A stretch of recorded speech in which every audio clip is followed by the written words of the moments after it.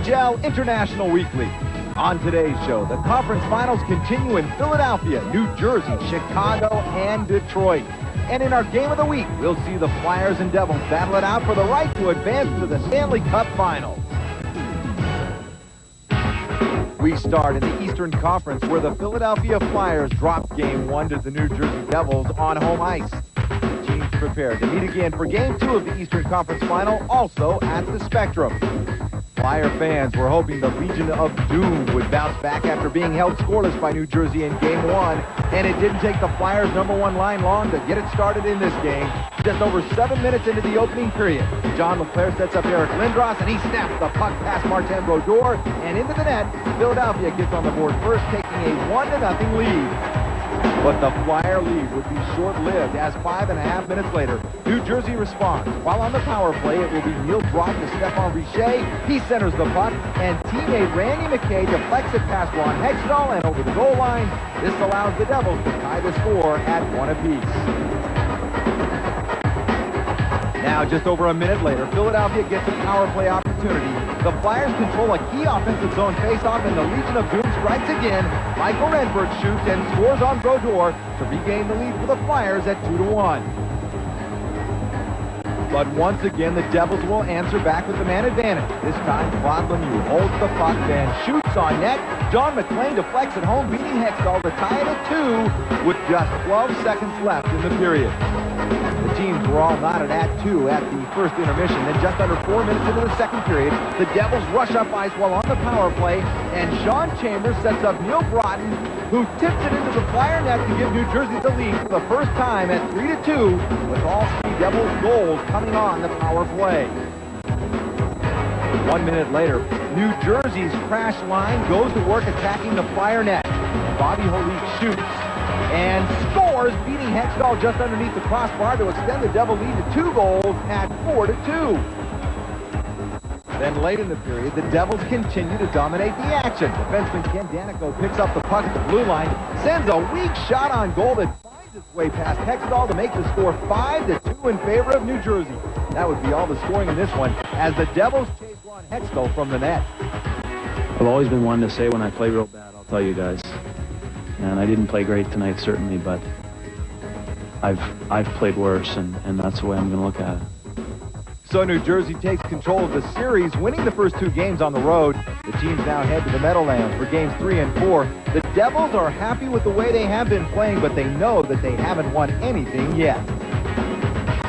Well, we're playing with great confidence right now, but we're the type of team that stayed focused through the playoffs. We bring our lunch pills and we go about business as usual. We've taken nothing for granted, and that's what we have to do. We're up to nothing, but it means nothing. I've seen our team go down 2-0 last year in the Bruins series and go back into Boston and win 2 straight, and coincidentally win the series 4-2. So we're taking nothing for granted, but we are rolling on all cylinders, no question. We're confident in ourselves and our ability to stay patient the whole game. That's one thing that I think's worked for us the longest so far this year, is that we've been patient. We've really been focused in on the long run, not just the first 20 minutes or first 10 minutes. We focused in on the 60-minute hockey game, and that's why we were successful this evening. Over in the Western Conference, the score shifted to the United Center for Game 3. The Detroit Red Wings came to Chicago with a 2-0 series lead after 2 victories on their home ice. The Blackhawk fans were charged up for this game as they looked for their team to come up with a win to get back into the series. Things look good for Chicago in the early going. Just over 7 minutes into the game, while on the power play, the Hawks gain the puck deep in the Detroit zone. It comes back to Chris Chelios, who shoots, and Dennis Savard is able to deflect it home from right in front. This opened the scoring and gave Chicago a 1-0 lead. Later in the period, the Red Wings now with the man advantage. They win a battle for the puck in the corner, and Keith Primo passes out to Paul Coffey. Coffey sends to Nicholas Lidstrom, who shoots. Ed Belfour makes the stop, but Primo's there to convert on the rebound and tie the score at 1 apiece. It remains that way until 3 minutes into the second, when Savard skates the puck into the Detroit zone. He passes to Gary Suter, who fires on goal. Mike Vernon makes the save, but Bernie Nichols puts the rebound in the back of the net. It's a power play goal, and it gives Chicago a 2-1 lead. Just over 2 minutes later, though, the Red Wings answer back. They go the entire length of the ice, and it'll be rookie Tim Taylor eluding a check, then centering to former Blackhawks Stu Grimson, who deflects it past Belfour. Detroit comes from behind for the second time and ties it at 2.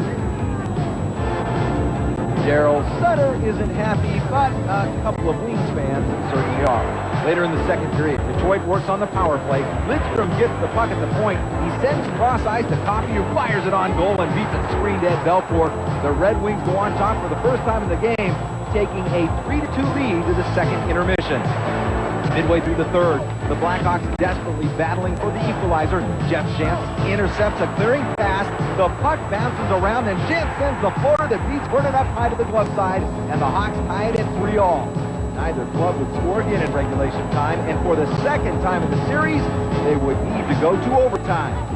Midway through the overtime period, Detroit gets a glorious scoring opportunity. Paul Coffey splits the defense, goes in on the breakaway. He is robbed by Belfour, as is his teammate Chris Draper, who is denied on the rebound. The Red Wings outshoot Chicago 16-8 in overtime, but they cannot score, and so the game will overtime.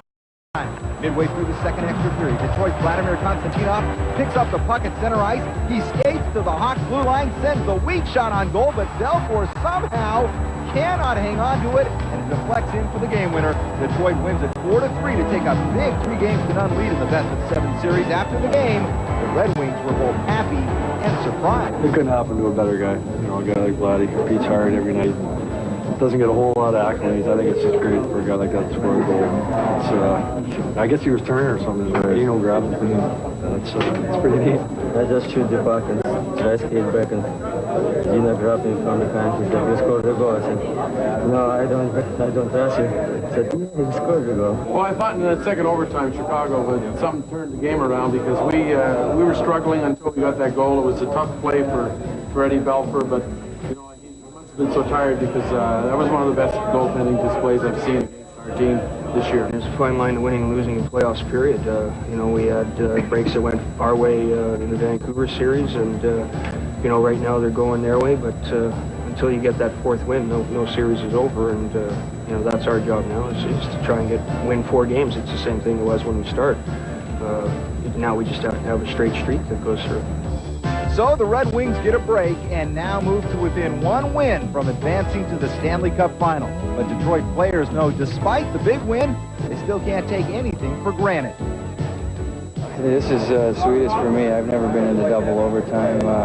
It's a lot of fun. We'll enjoy it for the moment, but you know, that team is going to be playing desperate game 4. They're not going to want to go down 4-zip, and we're going to want it ended as soon as possible. So there's still a lot of hockey to be played. The one thing this team's got going for it really is it's got it, you know, as much success as we've enjoyed, we've got our feet planted pretty firmly on the ground. We've been able to kind of keep our focus on the game that's directly in front of us. So nobody's looking past game 4. We may not even be looking to game 4 right now. Maybe just getting a little rest. We got some accomplishments, personal, team-wise, and we're just trying to focus on those. And the team's going well right now. We just got to keep plugging away, and that's one of our goals, is to be in the Stanley Cup Finals. And we're one way away from that, and we'll be raring to go on Game 4.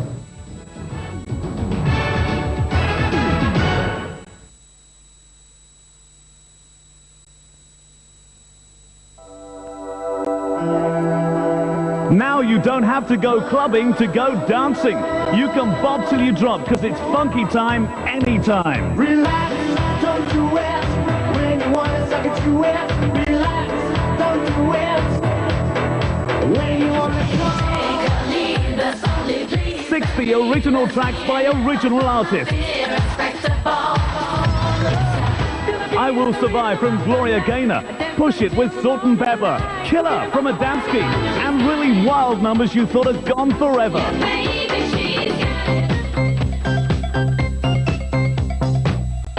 I want you to take me to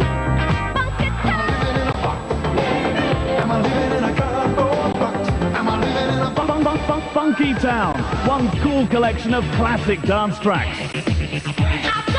Like Chic's La Freak, Jump to the Beat with Stacey Ladisor, and Lost in Music from Sister Sledge. 60 funky tracks you just gotta groove to.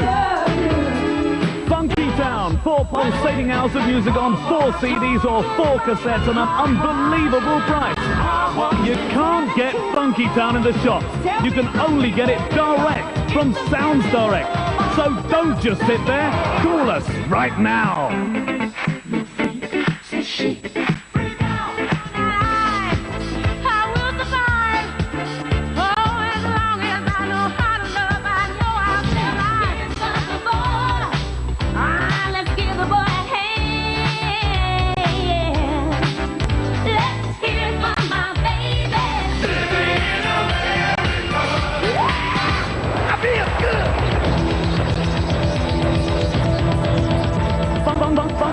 Town.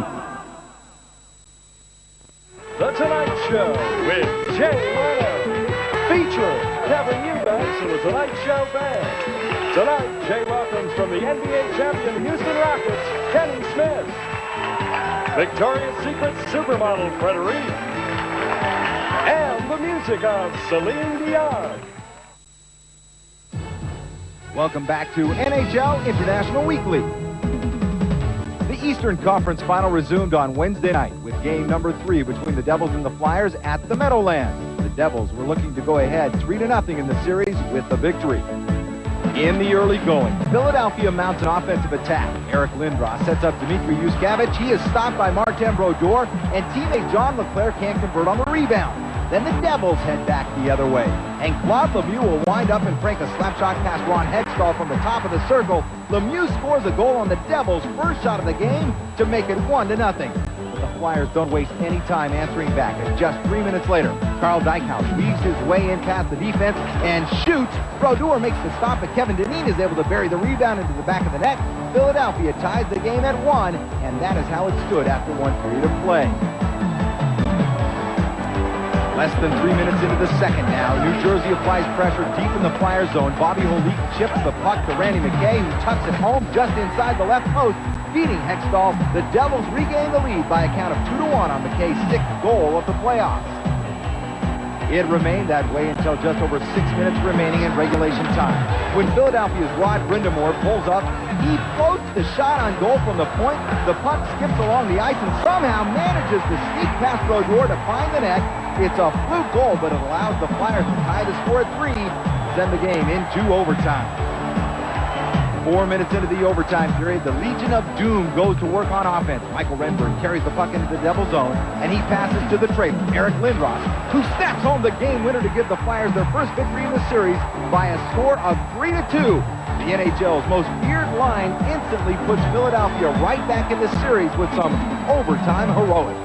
I think it came like 3-on-2 or 4-on-3 or something, and John Leclerc skated harder than that, and that gave, when Eric came late there, it gave him some time to fire away the shot too, so you have to give Johnny a lot of credit for that, go harder than that. Big goal for us, boy. I mean, that was, like I say, your big guy scores your big goal for you, and we got it from him tonight, and, now we're still a little bit the underdogs here, but sometimes the dog on bottom has just as much fun as the dog on top, so don't mind being the underdog.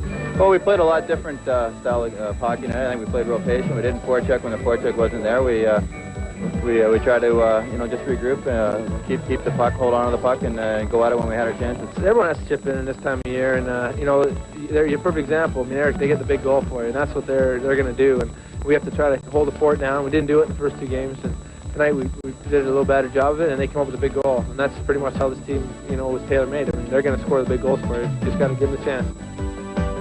So the Legion of Doom comes through for the Flyers, who will have a chance to draw even in the series with another win. The Devils will be looking to capitalize on more of their chances and do a better job protecting the lead in Game 4. Randy got a great goal for us to make it 2-1, and I didn't think we seized the opportunity when we should have. And, a 2-goal lead is bigger and is huge. They get the next goal to tie it up with 6 minutes to go. Kind of a fluke goal, but that's playoff hockey. The good thing is we can go right back at it on Saturday night. We had a few chances tonight to put them away. We just weren't able to do it. We missed the net a couple times and a couple good opportunities, and we paid for it. We lost the game, so we'll bounce back on Saturday. We really needed this game. We had to win this game because 3-0, and we would almost have been dead. But now we're still alive, and it's going to be a hell of a series, I think. Obviously, the momentum is in here now. We feel pretty confident, and but it's a nice to take a couple days and rest up and get ready for. We had a couple back-to-back games, and that could tell this whole series this weekend. It's going to be big. Meanwhile, in the Western Conference Final, the Chicago Blackhawks faced elimination at the hands of the Detroit Red Wings in Game 4 of their series at the United Center. Hawk fans were hoping their team could win and avoid the embarrassment of being swept. Chicago started off very strong in this game. 7 minutes into the opening period, Kurt Graham passes to Murray Craven, who gains control of the puck and sets up Dennis Savard, who deflects at home, beating Mike Vernon to put the Blackhawks in the lead by a score of 1-0. Just over 4 minutes later, the Hawks strike again. Keith Carney clears the puck all the way into the Detroit zone. Joe Murphy races after it, picks it up, and fires it by Vernon. Chicago's looking good, leading the Red Wings by a score of 2-0. 5.5 minutes later, the Blackhawks continue their offensive barrage. Craven digs the puck free along the end board from center to Dirk Graham, who one-times it behind Vernon to increase the Hawk advantage to 3-0 after 1 period of play. The second period featured more of the same as Chicago was relentless. After an Ed Belfour save, Chris Chelios sends a long pass up to Savard, who goes in alone on a breakaway and fakes out Vernon to tally his second goal of the night. This goal made it 4-0 Blackhawks and forced Scotty Bowman to give Mike Vernon the hook after allowing 4 goals on just 10 shots. He was replaced by Chris Osgood. This move would not affect the outcome of the game, however, as later in the period, with Chicago on a 2-man advantage, it's Chelios to Craven to Murphy for the goal. Murphy's second of the game and 9th of the playoffs gave the Hawks an insurmountable 5-0 lead after 2 periods of play. Detroit added a pair of goals in the third period, but it didn't matter as the Blackhawks went on to cruise to an easy 5-2 victory. The Hawks knew they needed to play desperate hockey to stay alive. They were happy to finally see the puck bounce their way. The guys here realized how the series has gone. There's been 3 very tight games up until this one that could have gone either way. You know, we didn't have any breaks, and we got some unfortunate bounces against us, but we felt if we stuck to it and kept working as hard as we had been, that we would get the breaks. Our game plan is to play well defensively and hopefully get the bounces and get the breaks at the right time. And, you know, we got them tonight. You know, this time of the year, it's, you know, pride takes over, and you know, I know we got lots of it here. We know we have a lot of work ahead of us, no question. We said all along that we wanted to go back to Detroit. We know we've got a great road team. I think we're the best in the league in the regular season, and we're looking forward to going in there. The Blackhawks' victory ensures that there will be a Game 5, and the series now returns to Detroit, where the Wings have yet to lose in these playoffs. The Hawks know it won't be easy, but they are looking forward for the chance to get a win at Joe Louis Arena. The things I think that we did wrong in Detroit was that when we did get the lead, we kind of sat back, and, you know, sitting back against Detroit is not very, you're not going to be too successful doing that. So I think that's what we have to change is if we do get the lead, or, you know, even if we get behind, we have to keep the pressure up on them, keep working, keep forechecking. Well, they haven't lost a home game in the playoffs. I think, you know, it's better to play at home than on the road, and I think they're gonna be a lot better than they were tonight. I guarantee you that. And we have to be a lot better. You know, a lot of people thought that they would eliminate us tonight, but our team has a lot of heart. And, you know, you always say never let a team up, and, you know, we felt that we made a big step here tonight, and we're really looking forward to Sunday. Let's take a look into the Stanley Cup archive. In 1994, the New Jersey Devils made it to the Eastern Conference Final, where they faced the New York Rangers. The series went the full 7 games and ended in very dramatic fashion. Down 1-0 with just seconds left in regulation time, New Jersey's Valerie Zelepukin scored to tie the score for the Devils with just 7 ticks left on the clock. This forced the game to go into overtime. But one overtime would not be enough to decide this game. In the second overtime period, the Rangers' Stephane Matteau goes around the net and stuffs it home past Martin Brodeur to win the game and the series for New York. The Rangers went on to capture their first Stanley Cup in 54 years.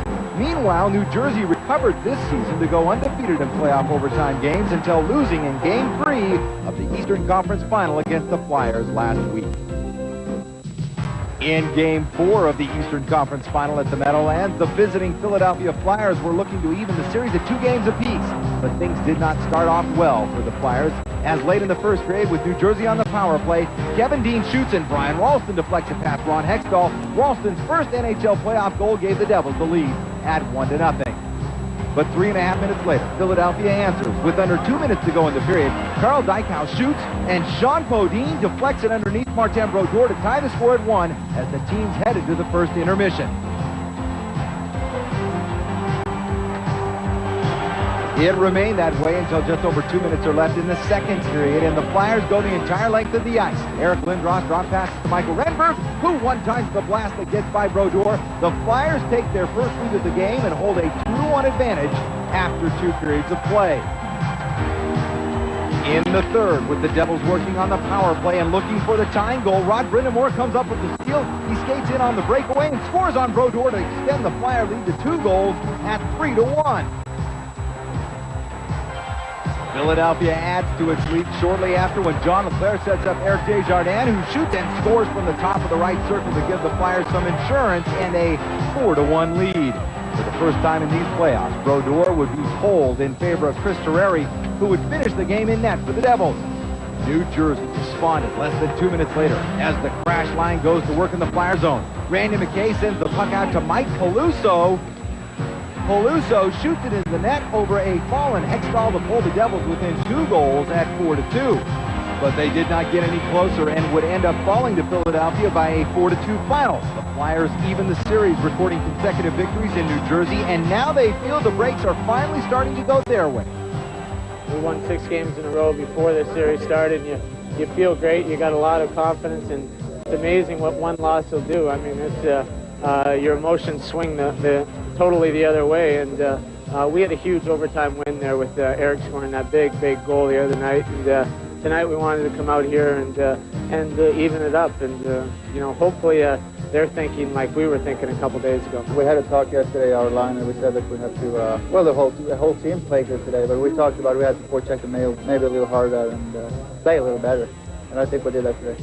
They're a good hockey team. I don't think that you can talk too much about them without mentioning how great they are and how well they play, but when we do some little things right and we get some bounces, we can win hockey games, and hopefully we can come out and grab another one tomorrow. So the series heads back to the Spectrum for Game 5 with the home team yet to win a game. The Devils will be looking to cut down on mistakes and convert on their scoring chances. We're tied after 1, and there's nothing wrong with that. I felt if we kept playing the same way, we'd have a good game, and we played solid, and they got a late goal in the second period, and from then on, a few mistakes, and they buried, those chances that they got, and made us pay for it. I still think we had some great chances. We could have scored more goals. Hextall made some good saves. When you have, 30-something shots to 18, that's not bad.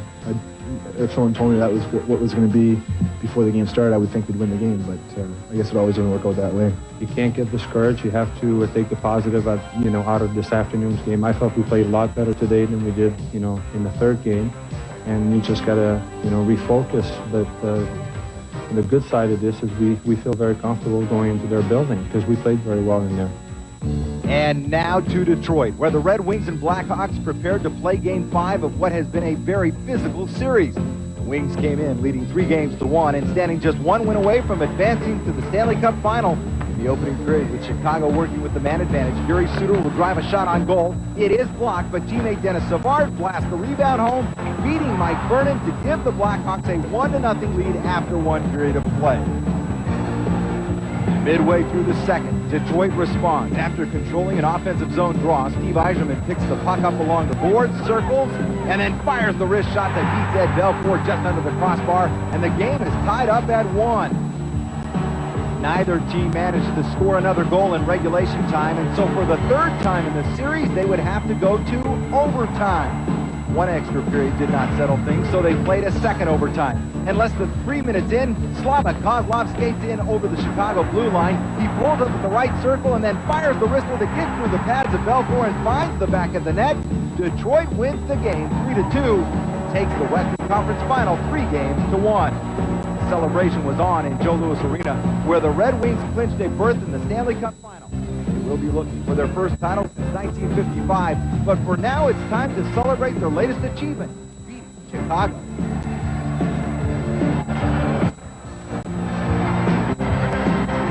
We've worked hard all season, and the guys just stuck to the game plan and kept working away, and this was the result right here. We advance now to the finals. That's what we've dreamed of. That's what we wanted, and it's here.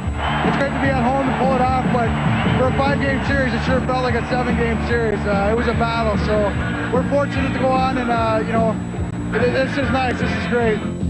So the Red Wings need only 5 games to eliminate the Blackhawks. Their next opponent will be the winner of the Eastern Conference Final.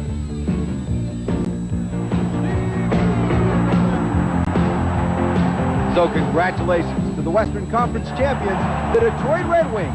Captain Steve Yzerman accepts the Campbell Trophy for his team, and Red Wings fans hope that that's not the only trophy their team will collect in this outstanding season.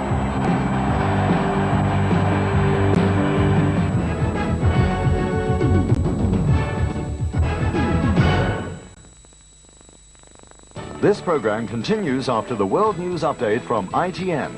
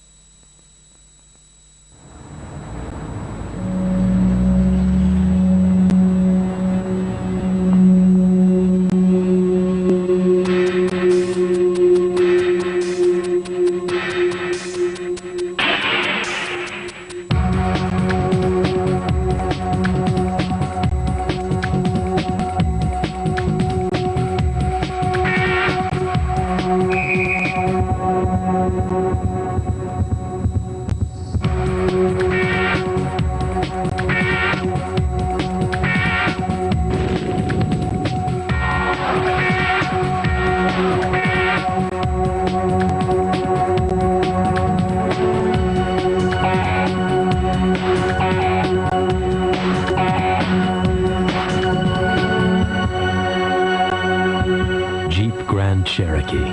You won't believe how it pulls away from the lights.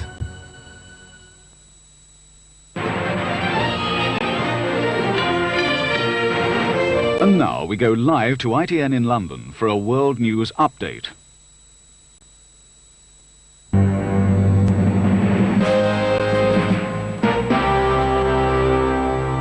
The French and Dutch governments have called on Bosnia's warring parties to stop fighting immediately.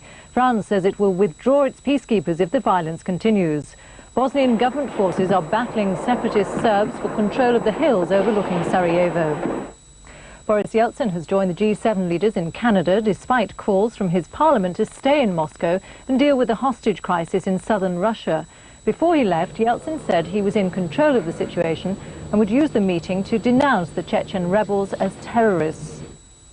Shell UK have confirmed that the sinking of the Brent Spar oil rig will go ahead, but they say the operation may be delayed. Greenpeace protesters today reoccupied the defunct platform as it was being towed to a dumping site in the Atlantic. That's it. Join me later for another news update.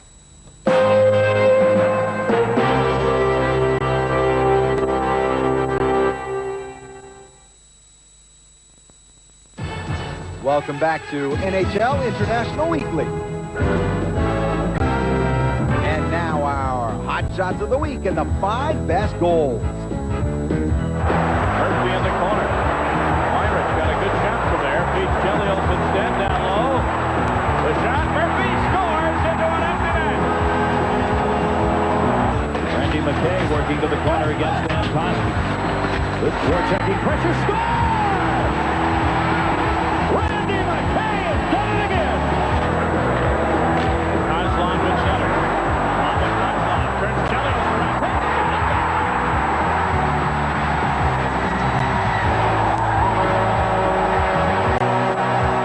Renberg moving it in. Renberg leaves it. Here's Lindros. Open shot. Score! Only the Flyers have won it in overtime. Eric Lindros, the game-winning goal. Back the other way. Konstantinov, the long shot in on Belfour. The game 3-year-old. Oh, down there. Here's Savard and a breakaway. Goal! Anticipating the carom off the board, and from the red line in, the right-handed Savard is going to fake to his backhand right here and make a good move on the forehand, getting Mike Vernon to overcommit with a poke check. Vernon's going to lean towards his right. Oh, missed it with the poke check, and an outstanding, quick little maneuver from Denny Savard. And now we honor the goaltenders. Here comes Holik with McKay. Bobby Holik with a shot, save, rebound, and McKay wiped out another backhander. How did Hextall ever get that? He was flat. Squibbles loose to center, and here's Dirk Graham, or is it Craven? It's Graham. Fakes the shot. Chelios, and a save by Vernon. What a save by Mike Vernon. Look round, up to a breaking Coffey. He'll try and slip the defense. He is in. And Belfour the save. Rebound. Nick Belfour made another one. He made another one.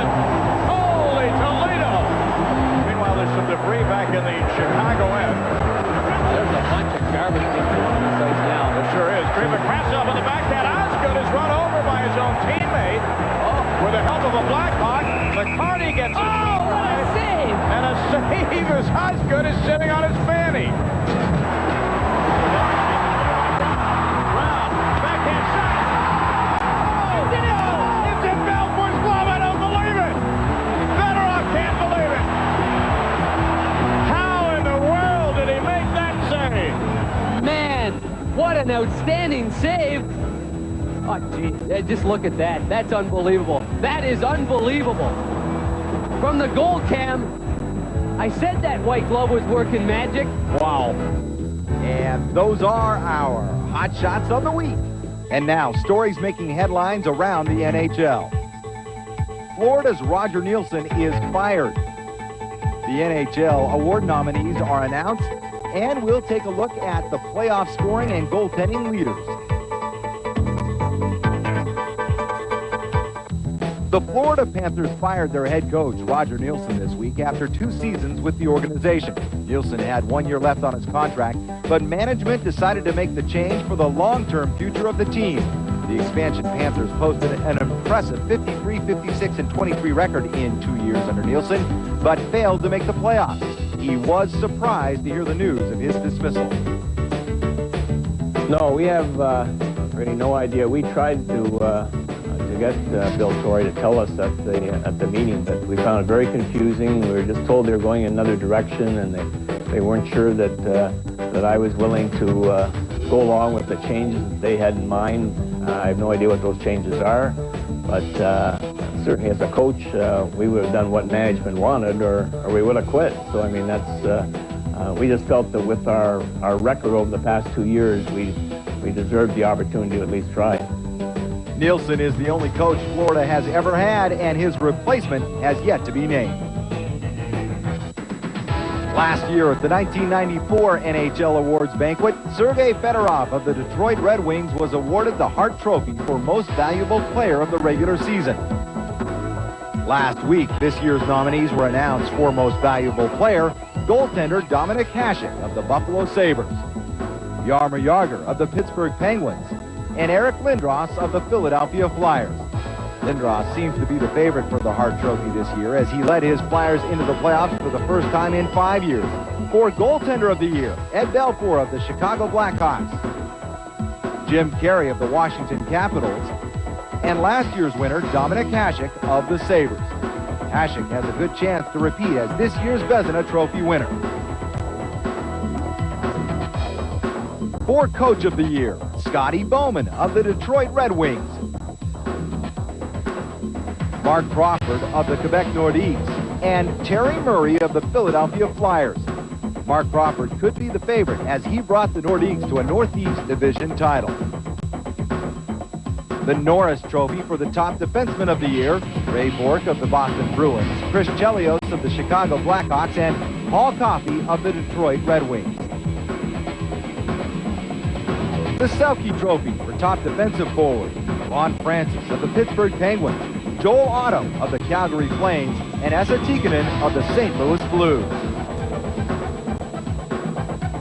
The Calder Trophy for Rookie of the Year, Jim Carey of the Capitals, Peter Forsberg of the Nordiques, and Paul Correa of the Mighty Ducks of Anaheim. And the Lady Byng Trophy for Best Sportsmanship, Pittsburgh's Ron Francis, Adam Oates of the Bruins, and Alexei Zhamnov of the Winnipeg Jets. The winners will be announced on July 6th at the awards banquet in Toronto.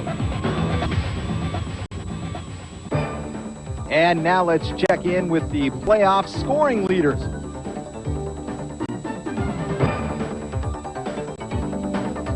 Ron Francis of the Penguins and Sergei Fedorov are tied for the lead with 19 points. Dennis Savard of Chicago has 18 points. Paul Coffey of Detroit has 16 points. And all tied for 5th place with 15 points are Jaromir Jagr, Slava Kozlov, Rod Brindamore, Stefan Richer, and Larry Murphy. And the goaltending leaders. Martin Brodeur of the New Jersey Devils has a goals against average of 1.63 in 15 games played. Second is Mike Vernon of the Red Wings with a 1.89 goals against. Ed Belfour of the Blackhawks is third. Ron Hextall of the Flyers is fourth. Felix Potvin of the Toronto Maple Leafs is fifth in the postseason. In hockey, the regular season is played for the right to go to the Stanley Cup playoffs, and most importantly, gaining that home ice advantage. You play in front of your home fans. You are in your own locker room. You play on your own ice. The Philadelphia Flyers won the Atlantic Division to ensure home ice advantage throughout the playoffs. They can win at home, but they can win in any arena. They beat the Buffalo Sabres, and they swept the defending Stanley Cup champions, the New York Rangers, in 4 straight games.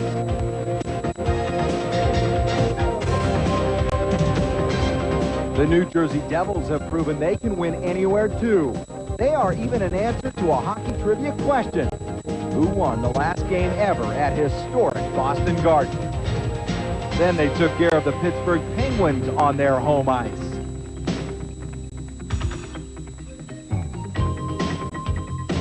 So the Eastern Conference Finals began. The Devils took game 1 in the Spectrum. Carrion moves in right by Hextall. Hextall for the fight and didn't shot. Score! Billy Gillen out in front. Puck suddenly on the stick, and it's 1-0 Devils. And then they took game 2 in the Spectrum. Short-handed chance. Back comes Broughton. Broughton moving. Chambers. Broughton lefty net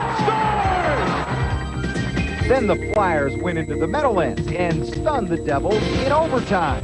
Renberg leaves it. Here's Lindros. Open shot.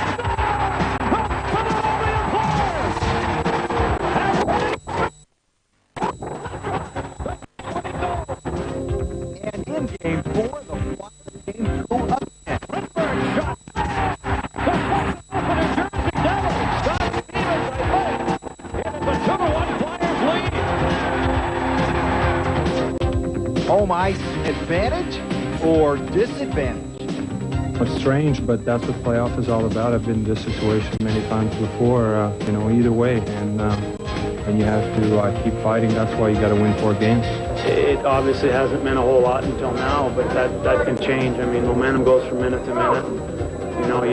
It's hard to, it's hard to say what building is better. I mean, it doesn't look like it's home ice, but I'd sooner have the 7th game in our building if it comes to that. The home game, sometimes you maybe put a little too much pressure on yourself. You have to go out and you have to create everything in every shift. But when it comes to the road, you kind of can play a little more relaxed. I'd much rather play at home than on the road. We got great fans and they've supported us, and I'd much rather be in the Spectrum. And we learned a lot the first 2 games at home. I mean, they gave us a pretty good licking there, and I think we're starting to play the kind of hockey we have to play to win now. And Fire fans are used to a little more aggressive style, but we got to play a little more patient. And I think we can do that at home as well as we can here. So, will the Flyers win or lose at home? Or will the Devils win again on the road?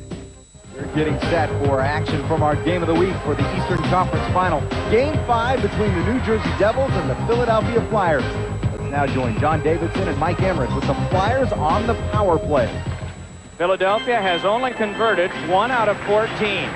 11%. That's very low. Did you sense in game 4, though, that the power play started to get a little bit better? Talking to Keith Acton, the assistant coach with the Flyers, he said the power play senses that it's getting better. However, with the Devil penalty killers, watch their sticks. Watch how quickly they keep their stick in the passing lane on the left side of their bodies or the right side of their bodies, and back to the left side, back to the right side. They're extremely, extremely quick and smart on how they kill penalties. In football and baseball, you always talk about the weather conditions. And this time of year in hockey, you always talk about the condition of the ice. Get to that in a moment as Svoboda wrapped it around, and it is Brodeur. Crunching the boards and knocking it down, Eric Lindros wins the battle with Scott Stevens, who's right on him. Now Lindros turning. Stevens able to hack it away. Shovels it back off for Carpenter, and it's jammed back out. Good play by Lindros to keep the puck in. Brodeur handled the puck. He should try to fire it off the glass. You fire it off the glass, and people can't, on the opposite team, keep it in the zone. And then Scott Stevens made a good play in helping get the puck out of the zone. Back ahead, Michael Renberg. Boy, there was no opening there.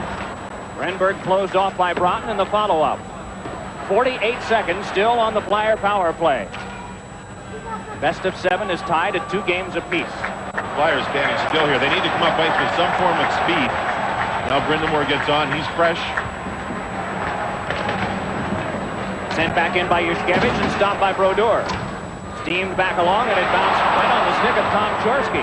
That's the thing. You put the puck off the glass, and you take different bounces. You can't gauge where the puck is going to go to. Brodeur not only got it out, but he also stopped the puck when it was shot in. See if he stops it here. This time he can't. Crowd roar came from Dykhouse, throwing Tom Chorsky away right in front of the Devils bench a moment ago. Down to the last 7 on the power play. Swept back down the ice by the Devils, and another good kill for them. Ron Hextall slugs it back on the turning stick of Yushkevich. And it's rolled back in. So the teams are back at even strength once more. Scott Niedermayer takes over for New Jersey's defense. Glad you've joined us on Fox this afternoon from the Core State Spectrum. 17,380 watching. Bill Guerin with a pass in front. Score! John McClain on a pass from Bill Guerin. In every playoff game except 2, and this is their 15th, the Devils have gotten the first goal. Well, for Guerin, who was in the penalty box for hitting Hextall, this is some way to come out of the penalty box. He comes out of the penalty box and stays on the ice, and this is what you call a goal off the rush. Heading up ice, and here's Guerin inside, outside on Kevin Haller, I believe it is. A watch in front. That's just sloppy defensive play by the Flyers. They allowed Guerin to gain the zone. He beats 2 guys right, and the pass beats 2 other players, as you see there, and the puck shot in. That's Dykhouse, the defenseman. Watch him back up, and he'll get hit from behind. Surprising him, he's in a defenseless position, and it's called boarding, so the Flyers will get their second power play of this first period. The Devils' string of kills is 9 and 28 of the last 29. Dykhouse lost. Broughton hands across. Chorsky ahead. He and Dykhouse tangled earlier, you may recall. Pivoting with this is Broughton. Couldn't step to the front. Boy, was he ever surrounded by orange and black. Trickled in there for Scott Stevens. Plays it around behind again. That's a confident penalty killing unit when you see a defenseman in past the hash marks in the other team's zone that's on the power play. Right. Yushkevich back now for Semenoff. Semenoff could not get by Stevens, but recovers. Semenoff a pass in front, and it went off Brindamore's stick. Desjardins rolls it around. Rod Brindamore turned and bumped soundly by Niedermayer. The scrap continues, and it's Stevens. Then Niedermayer whacking at it. Comes back to Eric Desjardins. Tried for Brindamore. Got Semenoff. Back to Yushkevich. Score!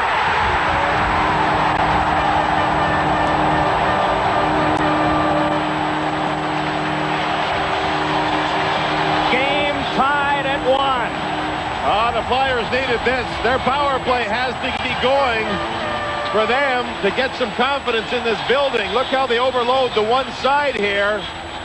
4 white jerseys over there to get control of the puck. Look at the Neen battle. Look at Semenoff. Look at Brindamore. Here comes a defenseman. They all battle along the boards. There's 3-on-2 along the boards. And look at Yushkevich wide open. Watch in front. The deflection off the leg, I believe, goes in past Brodeur. And the Devils did appeal. Watch Deneen. His left leg. Oh, yeah, it went off the inside of his left leg. Did he put it in on purpose or not? Off the leg. Did he direct it? You see the shot. His stick was in the air. The puck is ricocheted through the legs and past Brodeur. In the next booth to us is exactly who Dan Marawelli is talking to. Brian Lewis, Dave Newell, all the replay officials, and they are taking a good look at it right now from the overhead view. They're looking up at the monitors as you see there. They now have to make a decision. Is it good? Was it directed in on purpose? Very interesting call here. I've just been told by Brian Lewis that here's the story. The one angle they thought it went off the skate. They took a look at another couple of angles, and it went off above the skate, off the shin pad.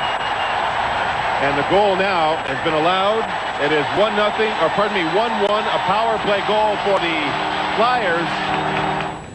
Now, maybe Hulk Hogan would call this a pile driver, would he?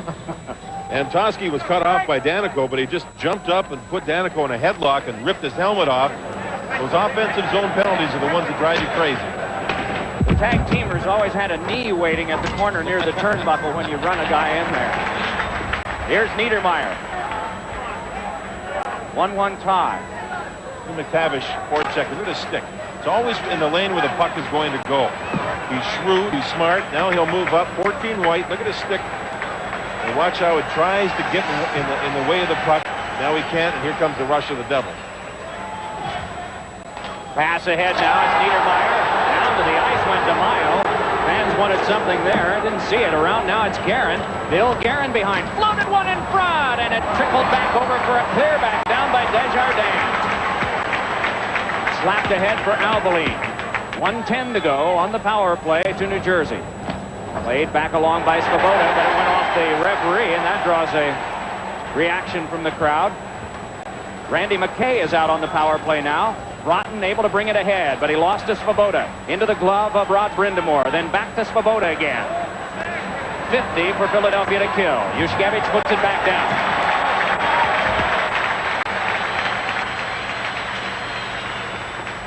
So now it's Dean again. The rookie playing it ahead for Neil Broughton. Broughton saw an opening there and was able to move his way through. Checked to the boards by Svoboda. And Svoboda lifts it back out.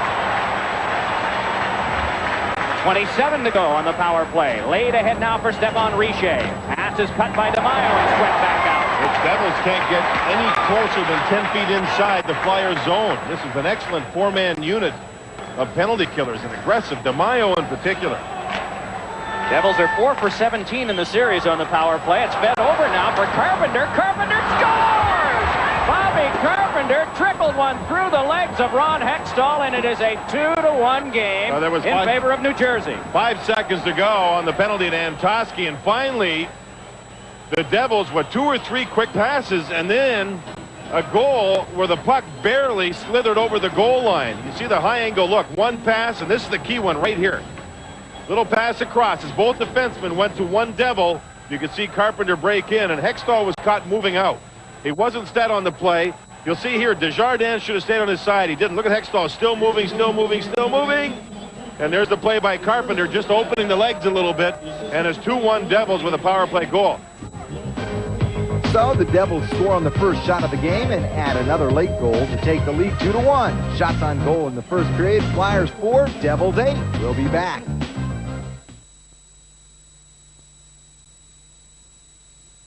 This is Carl Banks. His career has been plagued with injury after injury after injury. However, none of them were his.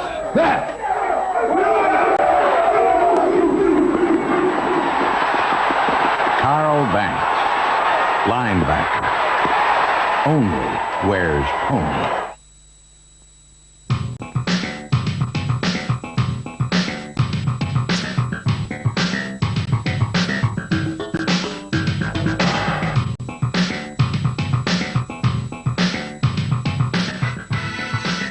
Video Fashion, every Sunday at 8 on NBC Super Channel. It's a national problem that kills our children, and now we're learning affects the ones we count on most. Cops, alcohol abuse. What can we do? Watch a special edition of NBC Nightly News tonight. Welcome back to NHL International Weekly. There was no score in the second period, so let's rejoin the action 1 minute into the third period. Devils up 2-1. Uline banged it back in. Montgomery, or check that, Podine there. Podine around behind the net. Sean Podine duels with Niedermeyer, but Cabbage comes over to help out. Carpenter there as well, and Carpenter turned it on to Chorsky. He just fed it on his backhand back down. Another change by New Jersey. Richer, Lemieux, and soon Broughton to come over the board. It is Holler with a pass over to Desjardins. Floats it off for Uline. And Uline just drove it wide. Martin Brodeur has faced 8 shots through nearly 42 minutes. Niedermeyer jammed it back ahead. Richer taking that one. Now accelerates. Stephane Richer bringing it on. Richer with a shot, and it's fought off by Hextall and then tapped away. Chopped along by Lemieux, but taken by Desjardins. Eric Desjardins with a pass on now to Brindamore. Gives over to McTavish. Greg McTavish moves in. Hands over to Semenoff. Locks it along for Brindamore. Brindamore centered, but that's locked aside by Tommy Albaline. Albaline tying up with Brindamore once more. Came along for Guerin and then out for Jim Dow. Devils in the midst of another change as it's handed on to Guerin. Here's Guerin giving it back to Zelepukin. Larry Zelepukin wheels around behind, then centered one in front. Oh, and Guerin was robbed by Hextall. Brind'Amour bringing it on back. Brind'Amour crossing, waiting. Brind'Amour backhander in front. Guerin tapped that one away. The Devils shovel it along, not out. Therrien couldn't keep it alive. Dumped right back along, go for Dineen. In deep for Brind'Amour. Rod Brind'Amour sealed up to the wall by Jim Dowd, taking it at Semenoff, trying to step free from Kevin Dean. Dean comes right back at him. Two aside, continuing in the scrum. Brind'Amour check. Trying to get away from Dowd, and he can't. Dean sped it around. Zelepukin steps to that one. Chops it off the pinching Yushkevich. Zelepukin had it knocked away by Yushkevich. Dineen, a shot, he scores!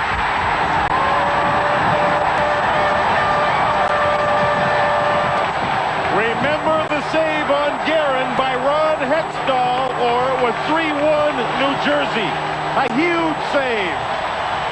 Then the Flyers persevere, they battle, they can't get much going, and all of a sudden Dineen just fires a shot that catches the top corner. Look at all the Devils in the middle of the ice, the white jerseys to the outside, nothing developing. Yushkevich pinches, keeps the puck in. Dineen fills in for him, and just a long shot that Brodeur never saw till the last second as it went by him. Great play there by Yushkevich pinching. Dineen's back there covering up. Now he'll get the shot. Knuckleballs right over his shoulder. We're tied at 2.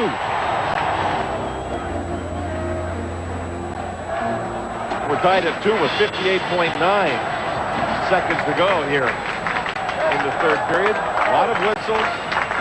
Both teams trying hard to make the right play, not take chances. And it's been more of a coaching matchup in the third period with the line changes and matchups they want than anything else.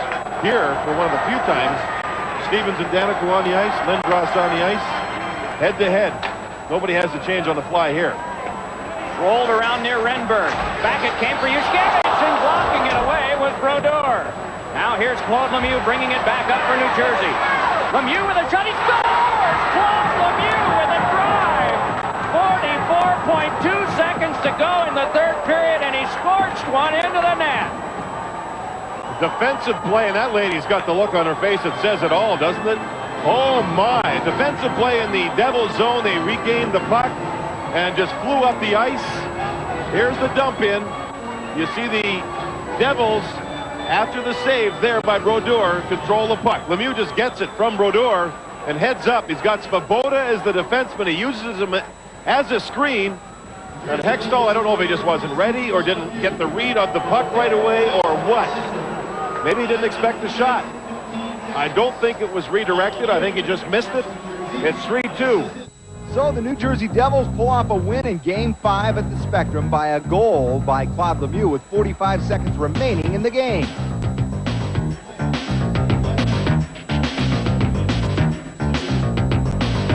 You know, he has a lot of speed. When he gets going, he has a lot of momentum, and he has the ability to shoot it on the fly, and the defense had to back off when he's coming with that speed. And I mean, he made a perfect shot inside the post. It was great to see it. I know I was relieved.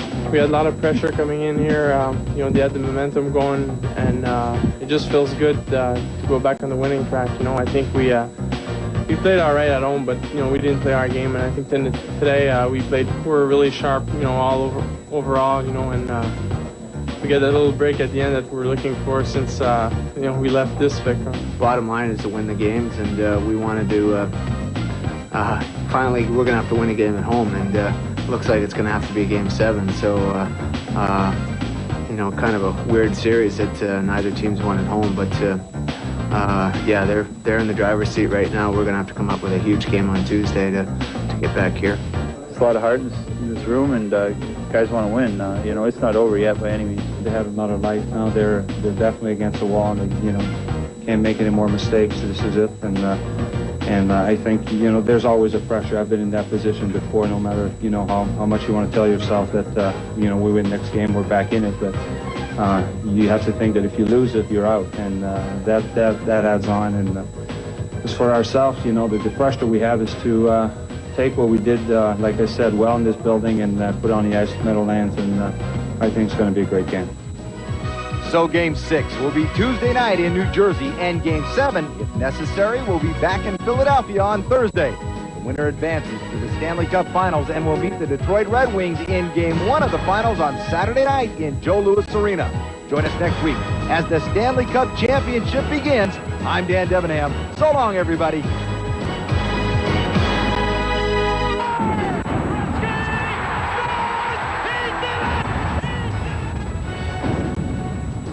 NHL International Weekly. On today's show, Eric Lindros and the Flyers take aim at the New Jersey Devils. And in our Game of the Week, Red Wing fans turn out to watch their team battle for the Stanley Cup in Game 1 at Joe Louis Arena. Heading into Game 6 of their Eastern Conference Final Series with the Philadelphia Flyers, the New Jersey Devils could not help but think back to last year's playoffs, where they also held a 3-2 advantage and had a chance to wrap up the series on home ice.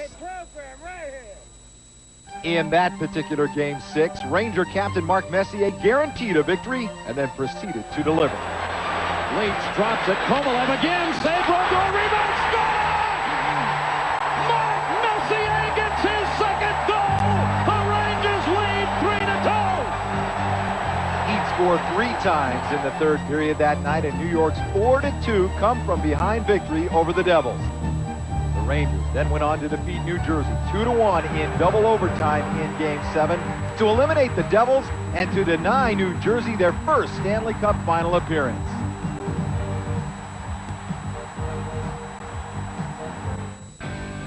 This year, the Devils are in the exact same situation against the Flyers. 1 win away from a conference title and playing Game 6 on home ice. New Jersey players will be hoping to be successful this time around, drawing from the experience that they went through in losing to the Rangers.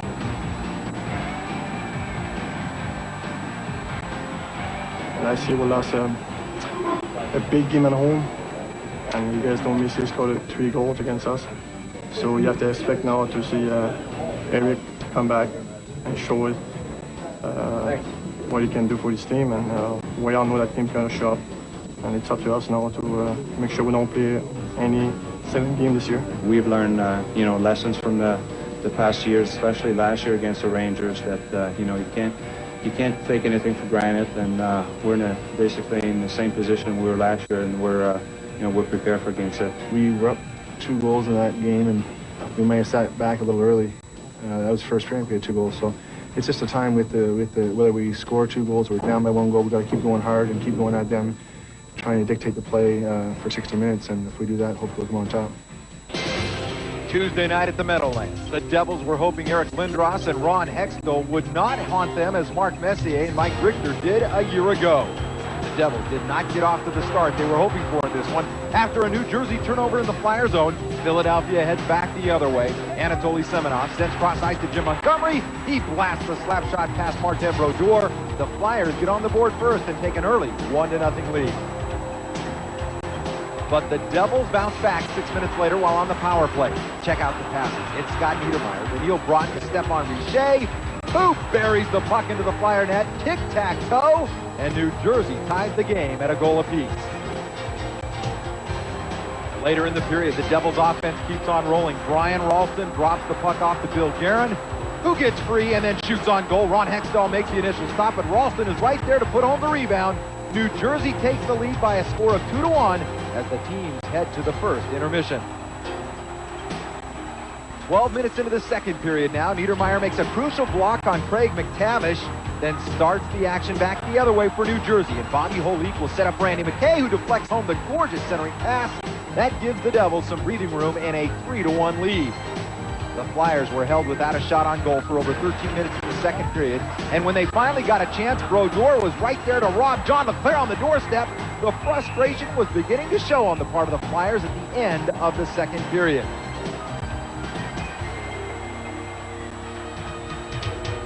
Philadelphia still had a chance until midway through the third period when New Jersey put it out of reach. Claude Lemieux skates in on the breakaway. He goes around Hextall and scores to make it 4-1 New Jersey. The Devils stayed calm in the third period. They listened to their coach, and they were effective in shutting down the Legion of Doom. We say stay aggressive, keep skating, keep making plays, to play our game like like it's a first period, then you see it's going to turn out good for us. Oh, we really concentrated mainly on that line. Other than that, we had 2 lines to play them. They'd go for the most part half a shift each, take care of Lindros and tire them out. Those guys play a lot of ice time. We had 2 lines going against their one, which really benefited us. We didn't want to panic. We just wanted to stay with our system, and it just paid off. We really came out and stuck together, especially after the first goal. Starting to think, is this for real? But we hung tough, and we got a great, huge goal. The second one, then we got the third, and then we got the fourth. So it was a great team effort. After the game was over, the Devils were finally able to put last year's heartbreaking series against the Rangers behind them. They took a different approach in this Game 6, and they were successful.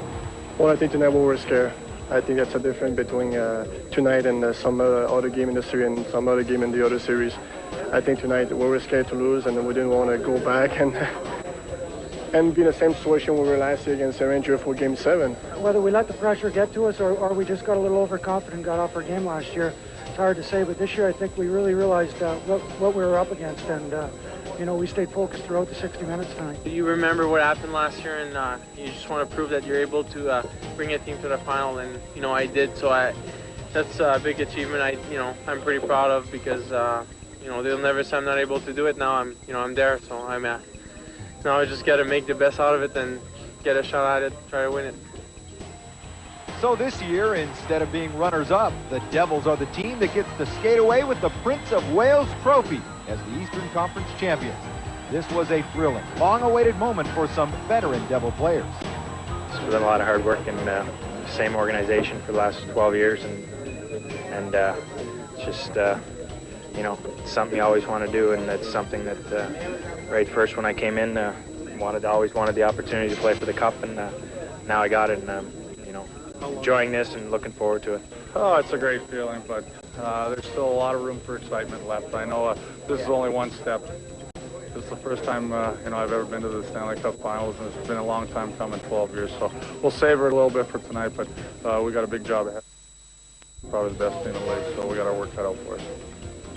So the New Jersey Devils will play in the Stanley Cup Final for the first time in their history. They defeated the Flyers 4 conference final to take the series in 6 games. Now New Jersey must focus its attention on its next opponent, the Detroit Red Wings. What impressed me the most is Detroit's really solidified their defensive game. Normally they're just a high firepower offense, but they were only giving up 14, 15 shots a night. So we've got a tough chore ahead of us, but let's hope we got an opportunity to do this thing. They're pretty much the same team. A lot of offense, some size up front, very aggressive, some mobile defensemen, and now I had Mike Vernon, you just have more stability in this. There's not as much size. There's a lot of finesse on that team. You got Primo, who's going to be a dominant guy that wants to get in there and forecheck and has some size. So we have to nullify him. And then you got Fedorov and Eisman, who are nifty players. We got to play smart against them. It's going to be interesting. They have a lot of quality players there, but if we can play our patient game and play smart, hopefully we can get some odd man rushes, get some chances on them. The key to our success is playing our game, and if we do that, we have no problem to playing against any team in the league. It's been 29 years since the Detroit Red Wings have played for the Stanley Cup.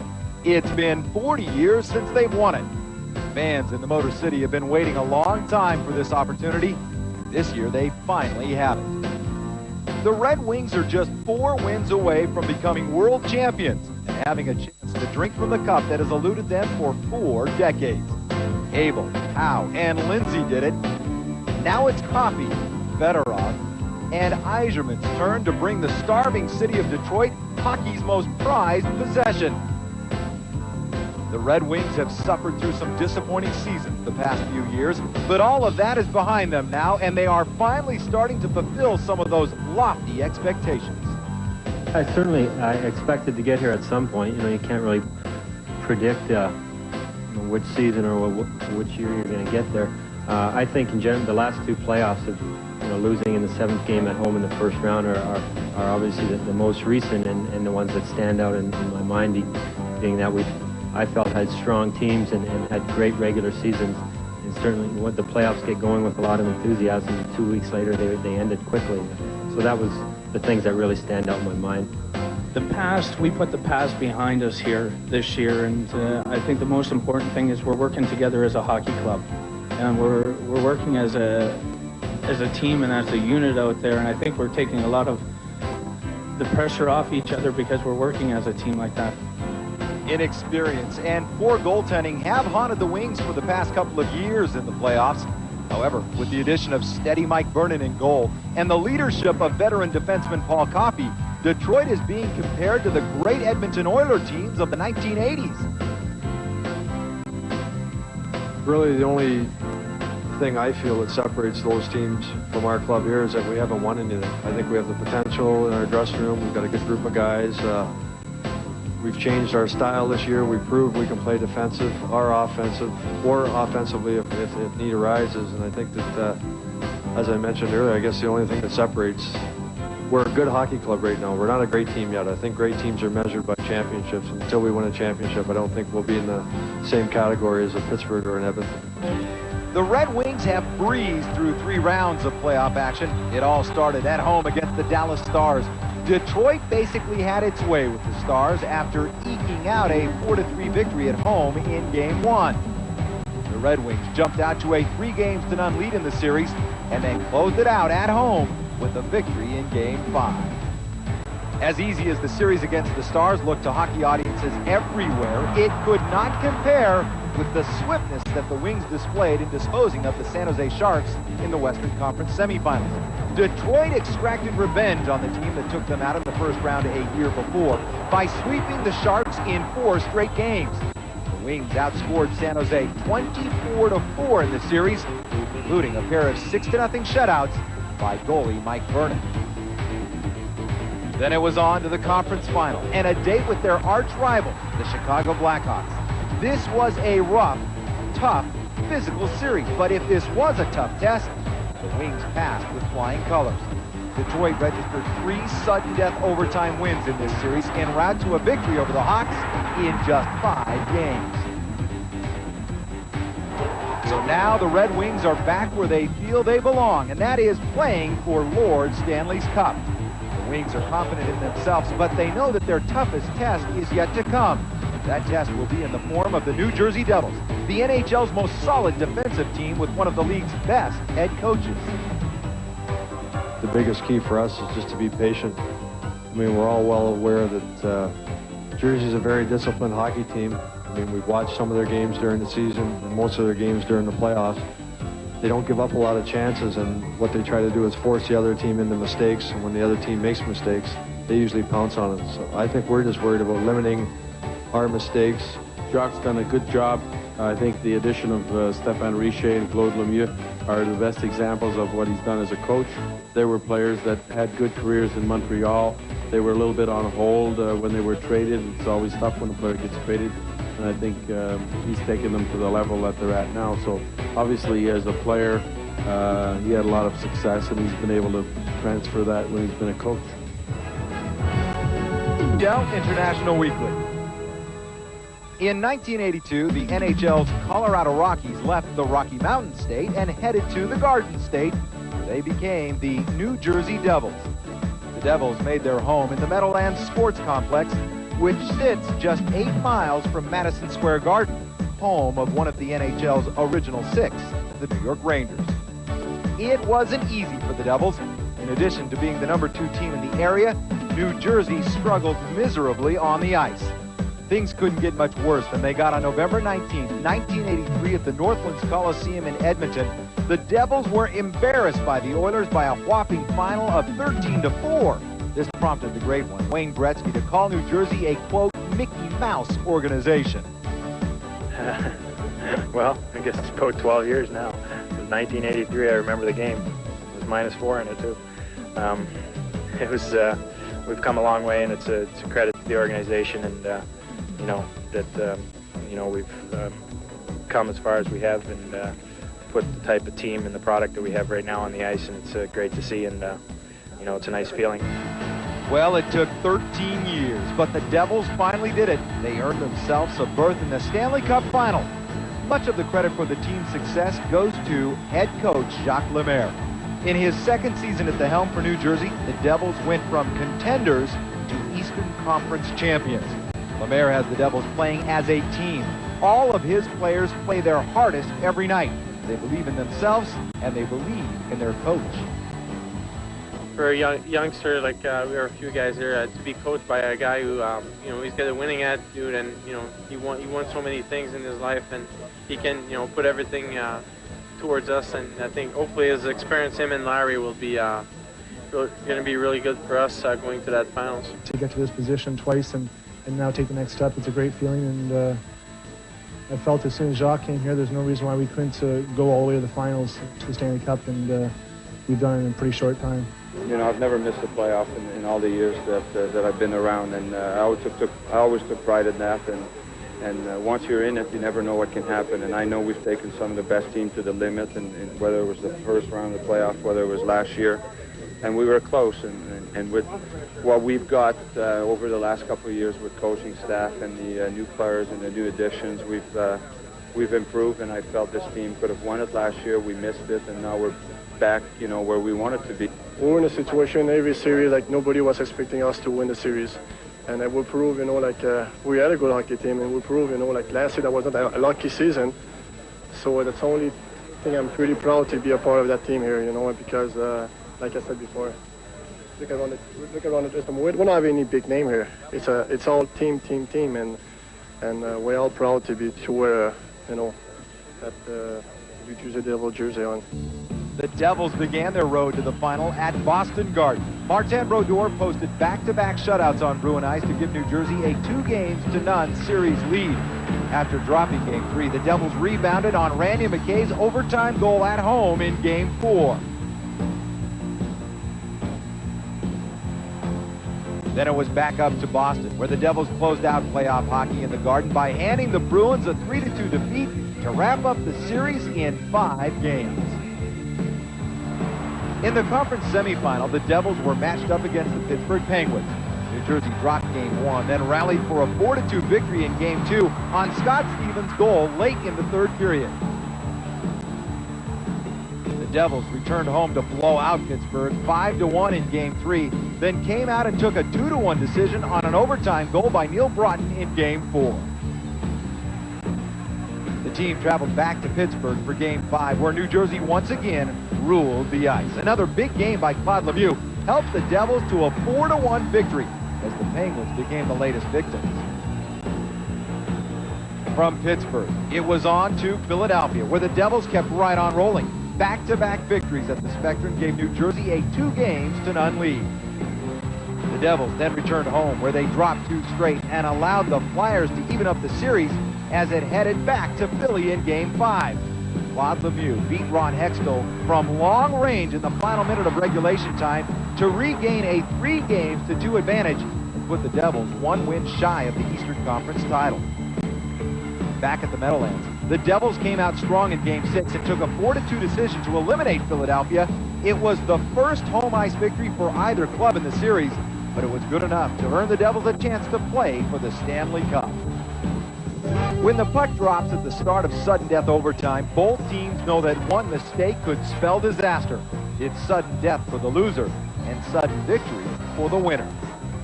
Last year, 18 playoff games were settled in sudden death overtime, including the deciding game of both conference final series. There have already been 18 playoff games decided in sudden death this year, and we have just reached the Stanley Cup final. So now let's take a look back at all 18 of those thrilling finishes in sudden death overtime.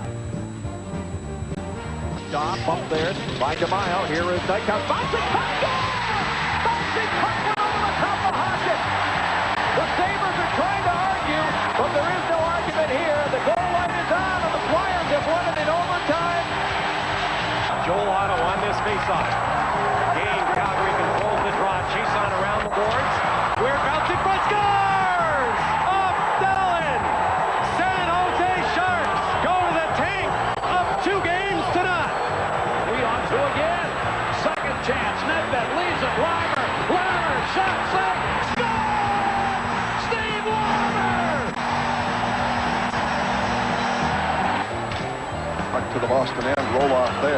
Careful, check. They score! Roloff broken up at the crease! And the Devils win the game! Leroux around Cleve. Leroux tries overtime, scores! It's all over! Here's Aksuda. Aksuda to running. And he scores! Matt Stundin ahead of the play, but he's in a bad angle. Wrap around, he lost control. Rebound. They score!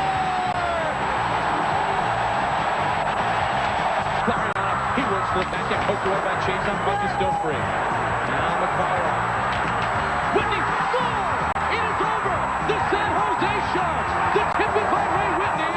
Calgary season has come to an end. McTavish wins it back. Desjardins moving in. Desjardins are shot. He scores!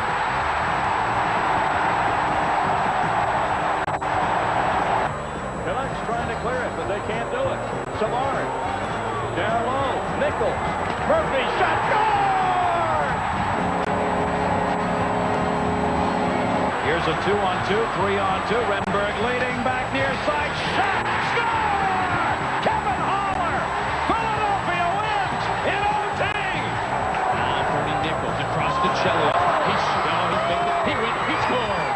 Chris Chelios, a great move. He faked the slap shot. He beat Kirk McLean. Here's a 4-on-2 to Jersey. They set up now. Roasted at some time. They score! Watch out, Dennis Savard came in through the slot untouched. As Cullimore and Babbage were both caught on the side of the ice. Now Savard and Chelios. He scores!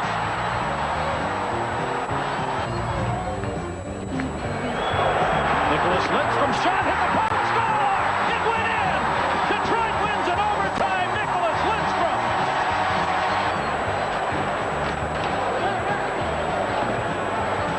Here's Constantine. Constantino! Melford can't believe it. Scotty Bowman's team is up 3 games to none. Renberg moving it in. Renberg leaves it. Here's Lindros. Open shot. Score! The Philadelphia Flyers have won it in overtime. Eric Lindros, the game-winning goal. Kozlov to center. Kozlov turns Chelios around.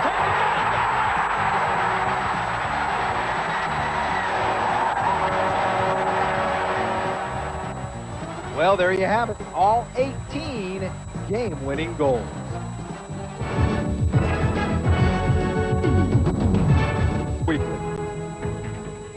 And now, stories making headlines around the NHL. Steve Yzerman addresses Red Wings fans. Will Scotty Bowman return to Detroit next season? 2 more coaching vacancies open up. More speculation on Mario Lemieux's return. And Artur Serbe undergoes finger surgery. As we all know, it is an old playoff tradition in Detroit to throw octopi on the ice after a Red Wing goal for good luck in the playoffs. The tradition began back in 1952 when the first octopus was thrown to signify 8 wins it takes in the playoffs to win the Stanley Cup.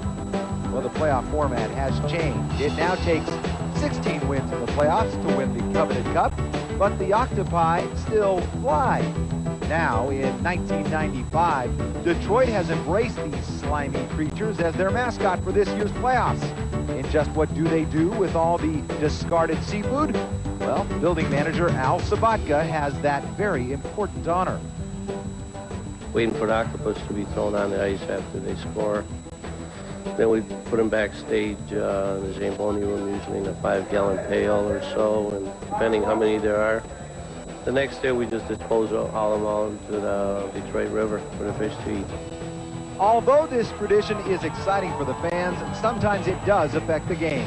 A total of 37 octopi were thrown when Detroit won the Western Conference Championship, and the concern from the team is that it disrupts the flow of the game. During a press conference the day before Game 1, Captain Steve Yzerman addressed the fans of Detroit. If I could appeal to the fans to just show a little bit of restraint and control, and although we do love the tradition, we like to see it, the enthusiasm for it tempered a little bit, just because we feel the long delays are having an effect on the quality of the game, or the quality of the ice, and the delays aren't necessarily good for our momentum. So like I said, if I could ask our fans just to show a little bit of restraint. We appreciate the enthusiasm, we love the enthusiasm, but we could just temper it a little bit. Thanks.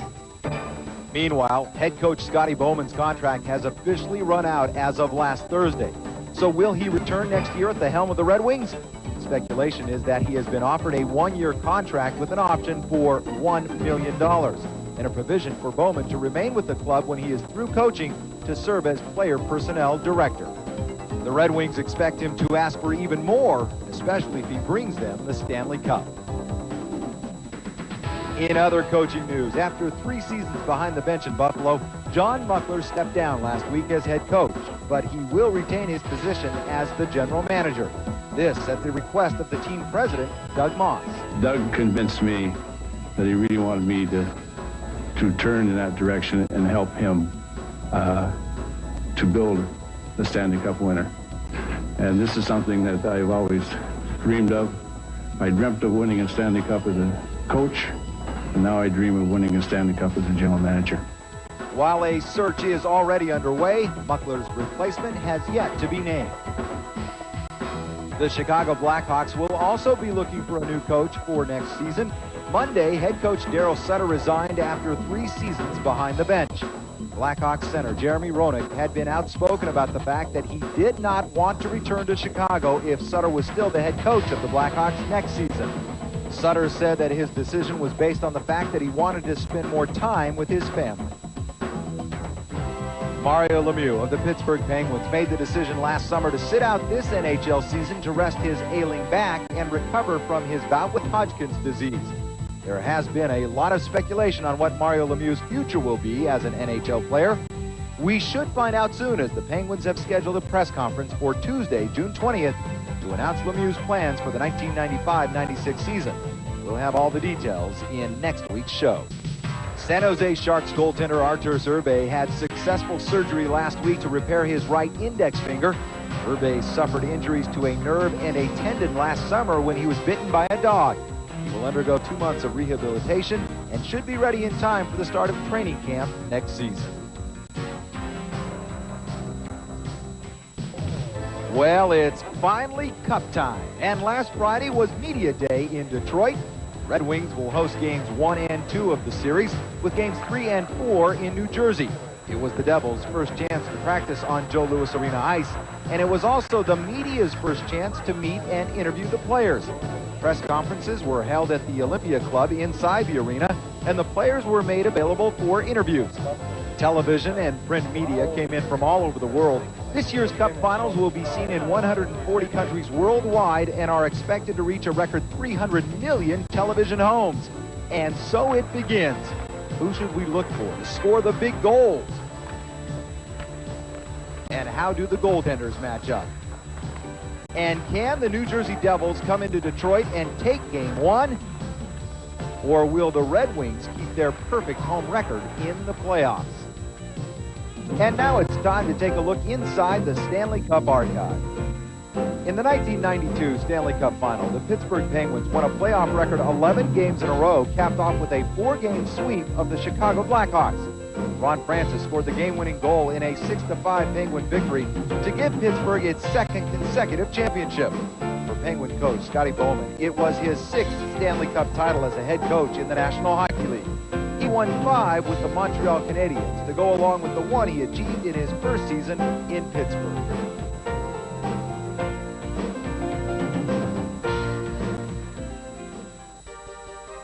The Western Conference champion Detroit Red Wings have won 7 Stanley Cups since joining the NHL in 1926 and 27, the 3rd highest among NHL clubs behind the Montreal Canadiens and the Toronto Maple Leafs. The Red Wings have made 18 trips to the finals, posting a 7-11 record. The Eastern to the lockout. In fact, their last game against each other was back on February 23rd, 1994, and the Devils blew out Detroit 7-2 at Joe Louis Arena.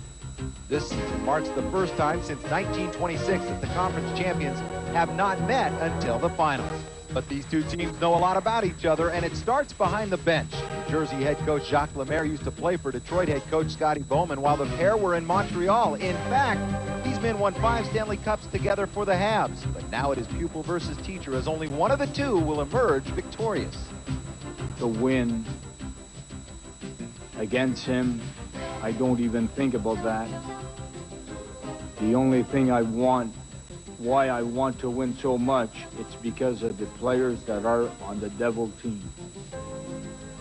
They're a bunch of guys that worked hard and they deserve it. I just hope that we'll win because of that.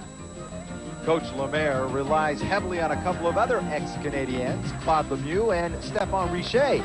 They are clutch goal scorers for the Devils, and they each have a Stanley Cup ring. You worry about guys like Richer with the one-timers. He's got a great shot. He's got exceptional speed. So I think you have to worry about, you have to be aware of him when he's on the ice. Claude Lemieux seems to be getting a lot of attention, scoring 11 goals in playoff hockey. He's the type of guy that likes to shoot the puck off the wing, jam the net. And that's, I think, their whole philosophy is just try to get the puck at the net. Not necessarily pretty goals, but, you know, the mucking type sort of goals. For the Red Wings, goal scoring has never been a problem. Captain Steve Yzerman and Sergei Fedorov combined for their offensive punch, and each are looking for their first chance at raising the cup. Defenseman Paul Coffey has played with the best. He won 3 cups while playing with Wayne Gretzky in Edmonton, and 1 while playing with Mario Lemieux in Pittsburgh. In fact, at 34 years old, he is playing his best hockey since 1987. He's been truly, honestly, a leader in our locker room. He's been very excited, you know. He played like he's probably 22, 25 years old right now. Another veteran, Mike Vernon, has been sharp between the pipes in the postseason, shutting down the Stars, the Sharks, and the Blackhawks. He has one Stanley Cup championship to his credit, and has given Detroit the stability it has desired for several years. And on the other side, Martin Brodeur has just been outstanding in net, coming up with big saves. The Devils needed them in the playoffs. This is only his 2nd year in the league, but Brodeur feels ready to face the potent Detroit offense. It's hard to say how you feel, you know, before you start. You know, I think it's a new series. Every time you start against a new team, you gotta, you know, learn the players and see how they're gonna play. And you know, we expect that it's gonna be tough. And you know, for us to be successful, I think, you know, I'm gonna have to be, you know, I have to be hot, and the team's gotta play well, because it's the team that, you know, if we're not on top, you know, they'll beat us. So now it's time to play hockey. And Detroit fans definitely have Stanley Cup fever. The games are sold out. 200 standing room only tickets were sold this week, but some people just weren't lucky enough to get them. The Joe Louis Arena is filling up, and the fans are having fun in Detroit. Gonna get him real good tonight. Detroit 4. Sweep! Sweep!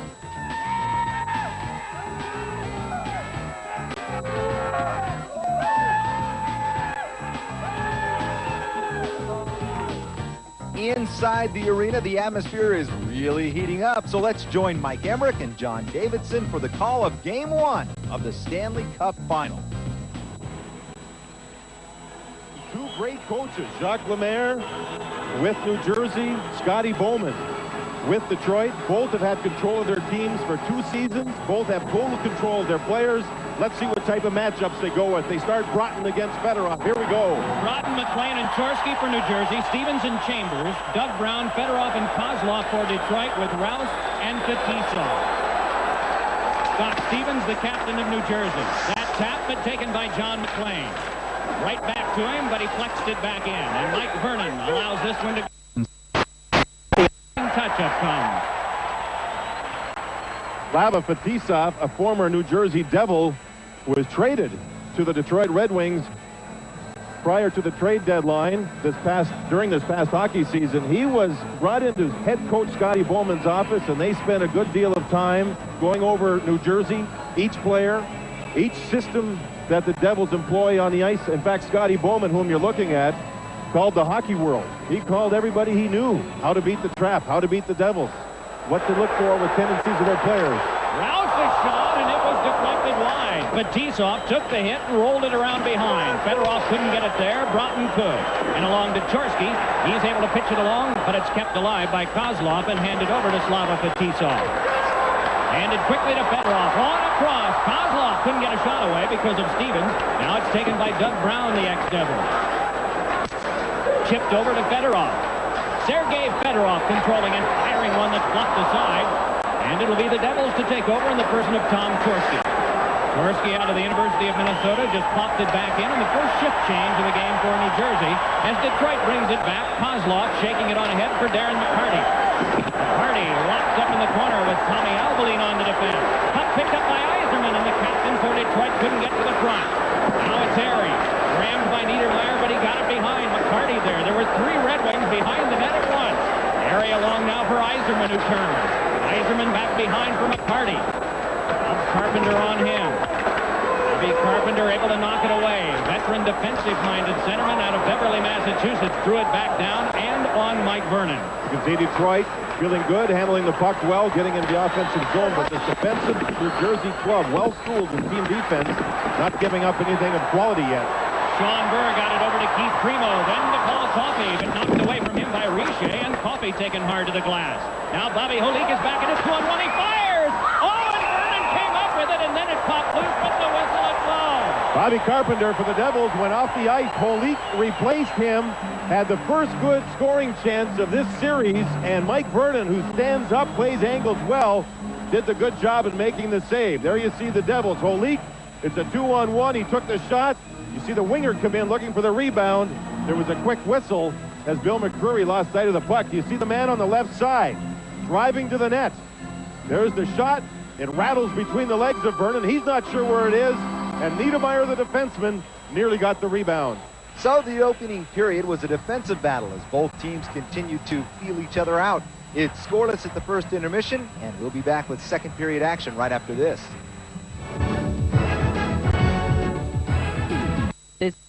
NHL International Weekly.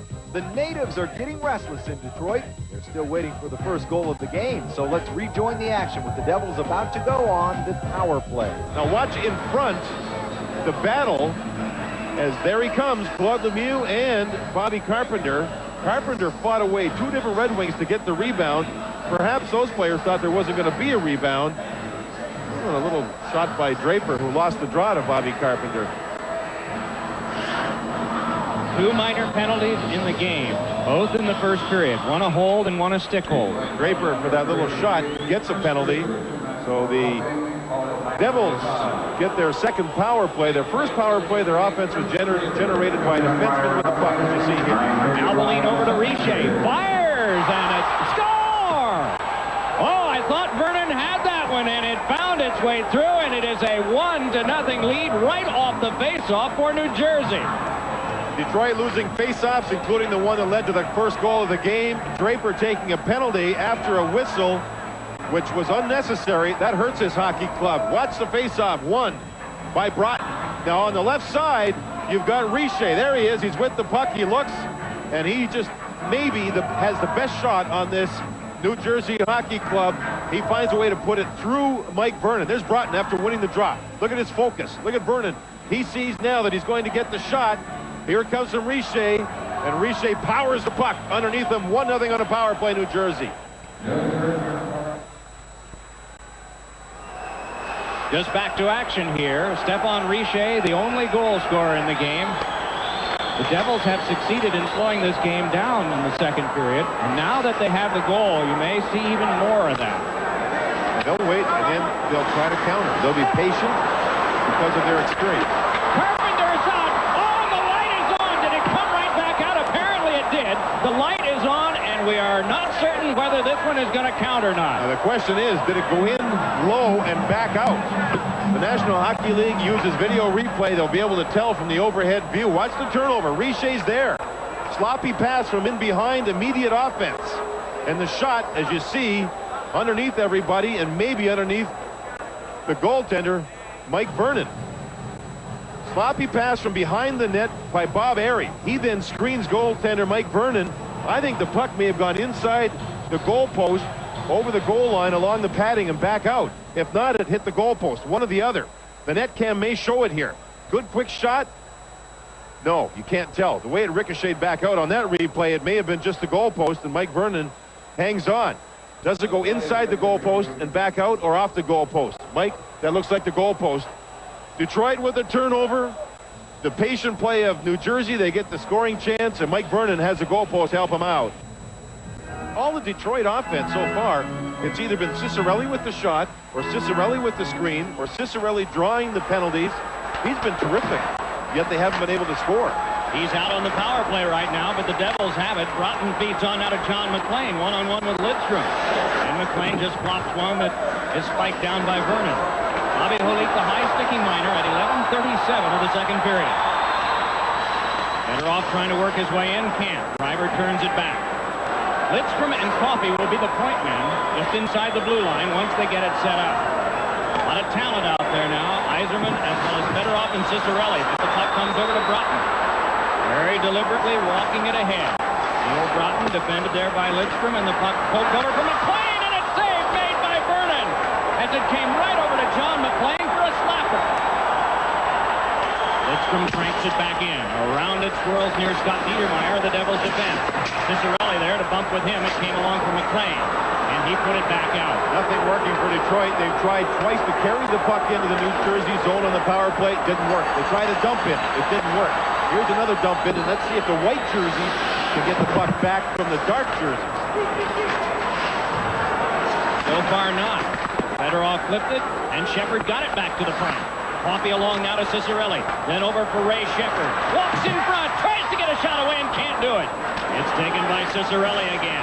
Dino Ciccarelli back to the point to Coffey. Other point, Lidstrom drive, and it went wide. Rebound! Score!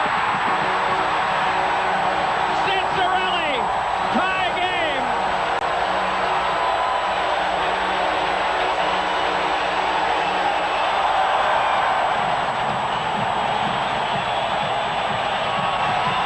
Oh, if you like octopus, there's got to be 30 of them on the ice right now.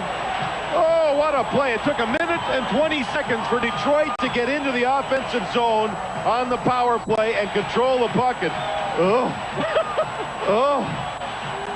1 minute 20 seconds. That gave them 40 seconds of power play time to go to work and watch them move the puck. Ciccarelli's got it. There's a man right in front, that's Shepard.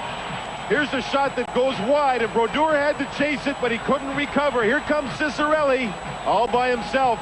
The key is in front. Two men went to one. Ciccarelli's a right-handed shot, so he could snap the puck quickly. We're tied up at 1. That's 1 power play goal apiece in this game. Shot goes wide. Brodeur had to chase it. Can he recover? Not quite. Ciccarelli was right there. Detroit's offense is all Ciccarelli so far in this game. The New Jersey Devils have outshot the Detroit Red Wings 19-12 through 2. Let's rejoin the action for the third period, all tied up at 1. Fedorov said he heard about the Cup, actually went to an autograph signing session that Gordie Howe was at, and the Cup was there at the same time, and he saw it. He saw the people there, and he saw them making a fuss over it. People asked Fedorov to stand beside the Cup to have pictures taken with it, and he started to realize how important it is. Chambers took his own pass. Sean Chambers checked off. Chorsky hooked one in front, brought in a backhander, and it's deflected wide. Close call there, and back ahead with it comes Bob Airy. Surrounded by red and black. John McLean will go back to get it. 3 minutes have been played in this third period. Game tied at 1.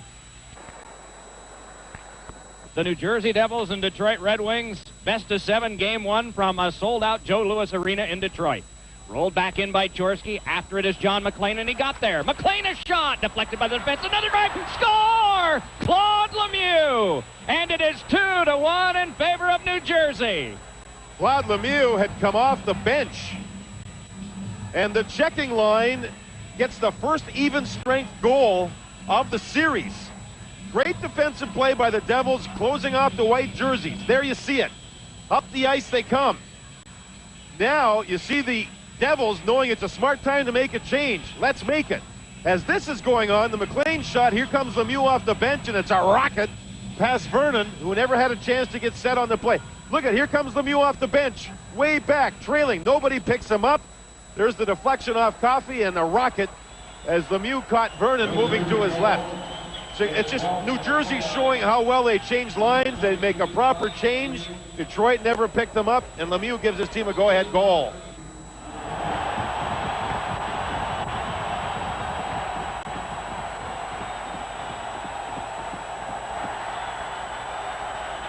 Slava Fetisov controlling. Hands on to Mark Howe. Howe sends it around. Brodeur stops it there. Driver shoots it around. Yzerman kept it there. Yzerman couldn't battle his way through Driver. Driver lost it to Yzerman again. Steve Yzerman, nice control. Yzerman heading around behind. Gets away from the dive and then is hit. It's thrown back off again by Chambers. Mike Vernon had come all the way out past the hash marks as he was headed off the ice for an extra attacker, a risk that they're ready to take. Fetisov dumps it in. Vernon is out near the blue line and now is headed to the bench. John McLean up with it, turned it to center ice, and the extra man from the bench was right there, Shepard. Cranked back in again by Fetisov, but it ricocheted off McLean. Fetisov again, scales it back in deep. Sean Chambers goes to get it. 52 seconds to go, the net empty at the other end of the ice. Chorsky flips one, skipped off of Cicerelli and played in neutral ice by Lidstrom. Then along to Kozlov. Put it off a leg, and it flies to the corner. Tapped around behind. Cicerelli got it over to Fedorov. Down to the last 36. Threw one in front. Blocked down by Brodeur. Rebound. It dove out and cleared it away. Coffey shoots one. That hit a leg. Played now by Fedorov. Tried to work it around, but it's Chambers. Brushing it around further. Tom Chorsky goes to it. Right there to get it is Kozlov. Kozlov over to Coffey with 20 to go. Wrist shot. Blocked down by the defense. Sean Chambers playing it there, and McLean flies it back down the ice. Lidstrom will go back to get it. No icing here. Clock ticks down to the last 10. Detroit's got to hurry. Tipped along by Fedorov. Guided back by Lemieux. Kozlov on with it. 3 to go. Kozlov nudges one wide. Shepard goes to get it. And the horn sounds, and New Jersey has won the first game, and a scrap breaks out after the horn between Kozlov and Lemieux. New Jersey, with their 9th road win of the playoffs, continue. They gave Detroit one shot on goal in the last 8 minutes, 54 seconds of this third period. Astonishing defense.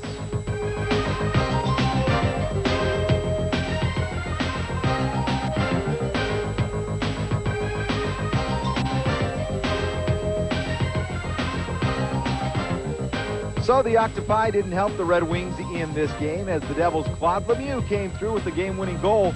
New Jersey takes game one in Detroit by a final score of 2-1. So can the Red Wings bounce back? Join us next week for more Stanley Cup final action as New Jersey and Detroit continue to battle for hockey's highest honor. I'm Dan Debenham. So long, everybody.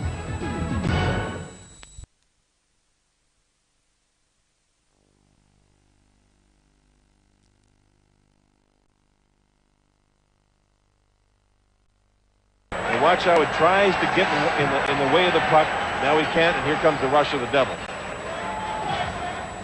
Pass ahead now. It's Niedermeyer. Down to the ice went DeMaio. Fans wanted something there. Didn't see it around. Now it's Guerin. Bill Guerin behind. Floated one in front, and it trickled back over for a clear back down by Desjardins. Slapped ahead for Alvaline. 1:10 to go on the power play to New Jersey. Played back along by Svoboda, but it went off the referee, and that draws a reaction from the crowd.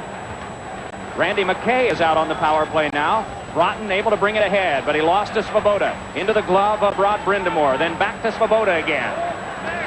50 for Philadelphia to kill. Yushkevich puts it back down.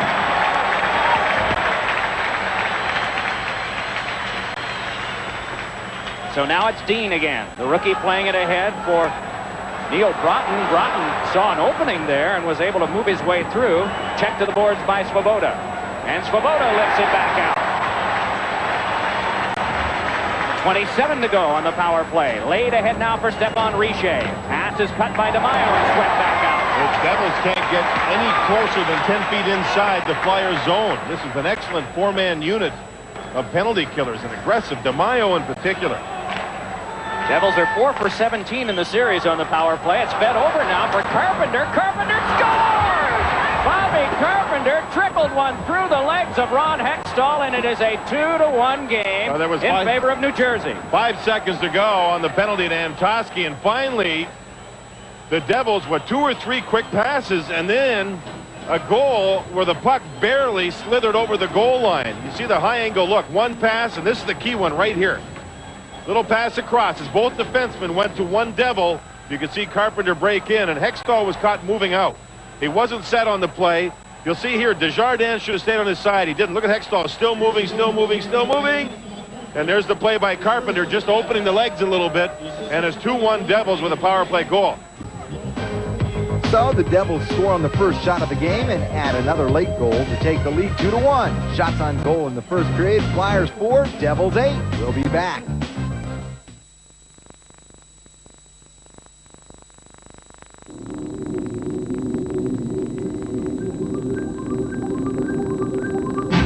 These are the 60 most powerful, passionate songs ever written. So what do they do for you? Songs by artists like Bryan Adams, Richard Marx, Jimi Hendrix and Marillion, Bon Jovi, Meatloaf, Scorpions, and Foreigner. I wanna know what love is.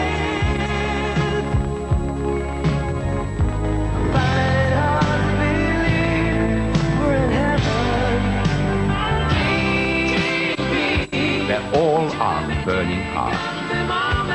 60 original tracks on 4 CDs or cassettes. That's over 4 hours worth. You can't buy it from the shops. You have to order by phone.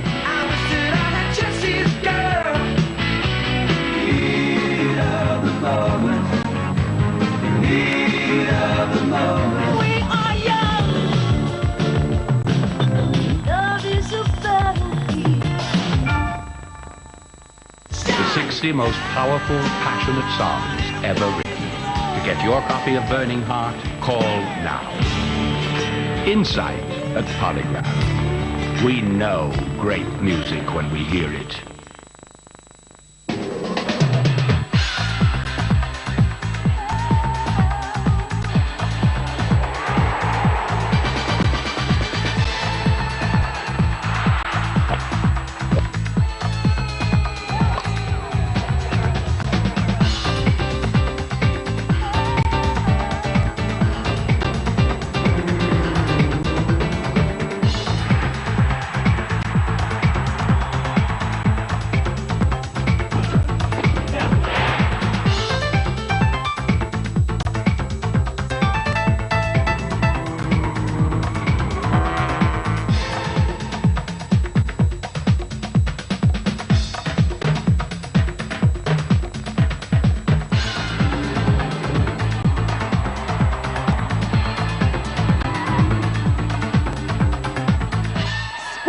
On NBC Super Channel.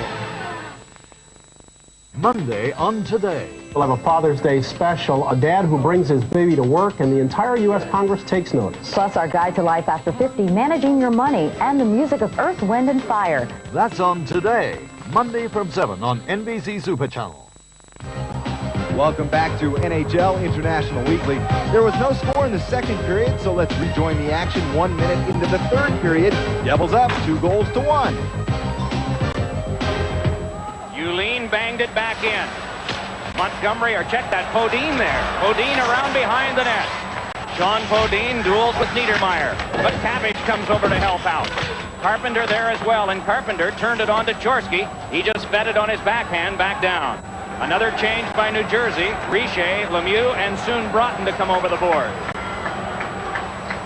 It is Holler with a pass over to Desjardins. Floats it off for Yulin. And Yulin just drove it wide. Martin Brodeur has faced 8 shots through nearly 42 minutes. Niedermeyer jammed it back ahead. Richer taking that one. Now accelerates. Stephane Richer bringing it on. Richer with a shot, and it's fought off by Hextall and then tapped away. Chopped along by Lemieux, but taken by Desjardins. Eric Desjardins with a pass on now to Brind'Amour. Gives over to McTavish. Greg McTavish moves in. Hands over to Semenov. Locks it along for Brind'Amour. Brind'Amour centered, but that's blocked aside by Tommy Albaline. Albaline tying up with Brind'Amour once more. Came along for Guerin and then out for Jim Dow. Devils in the midst of another change as it's handed on to Guerin. Here's Guerin giving it back to Zelepukin. Larry Zelepukin wheels around behind, then centered one in front. Oh, and Guerin was right. Brind'Amour crossing, waiting. Brind'Amour backhander in front. Guerin tapped that one away. The Devils shovel it along, not out. Therrien couldn't keep it alive. Dumped right back along, though, for Dineen. In deep for Brind'Amour. Rod Brind'Amour sealed up to the wall by Jim Dowd, taking it at Semenoff, trying to step free from Kevin Dean. Dean comes right back at him. Suicide, continuing in the scrum. Brind'Amour check. Trying to get away from Dowd, and he can't. Dean sped it around. Zelepukin steps to that one. Chops it off the pinching Yushkevich. Zelepukin had it knocked away by Yushkevich. Dineen, a shot, he scores!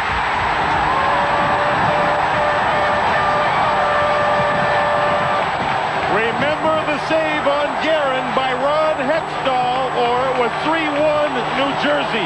A huge save. Then the Flyers persevere, they battle, they can't get much going, and all of a sudden Dineen just fires a shot that catches the top corner. Look at all the Devils in the middle of the ice, the white jerseys to the outside, nothing developing. Yushkevich pinches, keeps the puck in. Dineen fills in for him, and just a long shot that Brodeur never saw till the last second as it went by him. Great play there by Yushkevich pinching. Dineen's back there covering up. Now he'll get the shot. Knuckleballs right over his shoulder. We're tied at 2.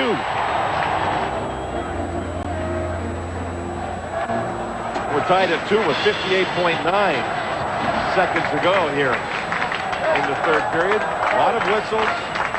Both teams trying hard to make the right play, not take chances. And it's been more of a coaching matchup in the third period with the line changes and matchups they want than anything else. Here, for one of the few times, Stevens and Danico on the ice, Lindros on the ice, head-to-head. Nobody has a change on the fly here. Rolled around near Renberg. Back it came for Yushkevich, and blocking it away was Brodeur. Now here's Claude Lemieux bringing it back up for New Jersey. Lemieux with a shot, he scores! Claude Lemieux with a drive! 44.2 seconds to go in the third period, and he scorched one into the net. Defensive play, and that lady's got the look on her face that says it all, doesn't it? Oh my, defensive play in the Devils zone. They regained the puck and just flew up the ice. Here's the dump in.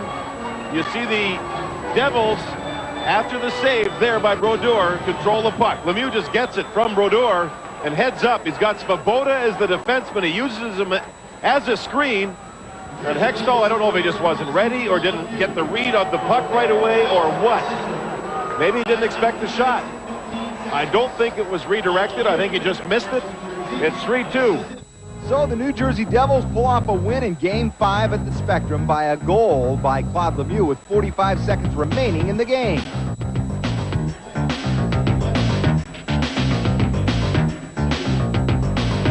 You know, he has a lot of speed. When he gets going, he has a lot of momentum, and he has the ability to shoot it on the fly, and the defense had to back off when he's coming with that speed. And I mean, he made a perfect shot inside the post. It was great to see. I know I was relieved. We had a lot of pressure coming in here. You know, they had the momentum going, and it just feels good to go back on the winning track. You know, I think we played all right at home, but you know, we didn't play our game. And I think today we were really sharp. You know, all overall. You know, and we got a little break at the end that we're looking for since you know, we left this Spectrum. Bottom line is to win the games, and we want to finally, we're going to have to win a game at home, and looks like it's going to have to be a Game 7. So, you know, kind of a weird series that neither team's won at home, but yeah, they're in the driver's seat right now. We're going to have to come up with a huge game on Tuesday to get back here. There's a lot of heart in this room, and guys want to win. You know, it's not over yet by any means. They have another life now. They're definitely against the wall, and you know, can't make any more mistakes. This is it, and I think, you know, there's always a pressure. I've been in that position before. No matter, you know, how much you want to tell yourself that you know, we win next game, we're back in it, but you have to think that if you lose it, you're out, and that adds on. And as for ourselves, you know, the pressure we have is to take what we did, like I said, well in this building, and put on the ice Meadowlands, and I think it's going to be a great game.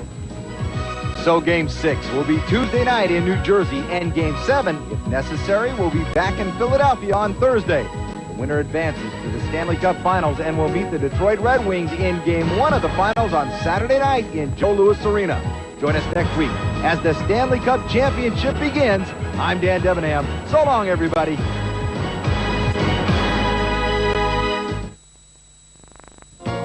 Saturday on NBC Super Channel at 7:30 in Ushuaia, take a breathtaking journey across Monument Valley in a hot air balloon and meet Ron Scarpa, a man who does things on water skis that you just won't believe. At 8:30, Tycoon, a Tom Brokaw special report profiling Bill Gates, multi-billionaire mastermind behind the Microsoft empire. What makes this man tick? At 9:30 in Talking Jazz, Sonny Fortune, who plays an eclectic brand of classic jazz. Following the ITN World News at 10:30, it's The Tonight Show with Jay Leno. At 11:30, 60 minutes of madcap comedy and a late night with Conan O'Brien, with guests Naomi Campbell, Richard Jenny and David Fisher. Programs for Saturday evening on NBC Super Channel. Sunday at 8:30, Frontal looks at desperate escape attempts from Albania, small boats racing NATO ships. The anti-porn fighter from St. Pölten, Austria. Homemade Ferraris, how the dreams of many men are being exploited. Frontal, Sunday at 8:30 on NBC Super Channel. Thursday, in Executive Lifestyles, Mark travels to Holland to meet Jan de Bouvry, a man who revolutionized furniture design and became a famous member of the Jet Set at the same time. And a unique method of management training, learning the ropes at a sailing school to discover who has real officer potential. And we spend a day in the life of Senor Zilli, owner of a successful restaurant in London's trendy Soho area. That's Executive Lifestyles, Thursday at 7:30 on NBC Super Channel. And now we go live to ITN in London for a world news update.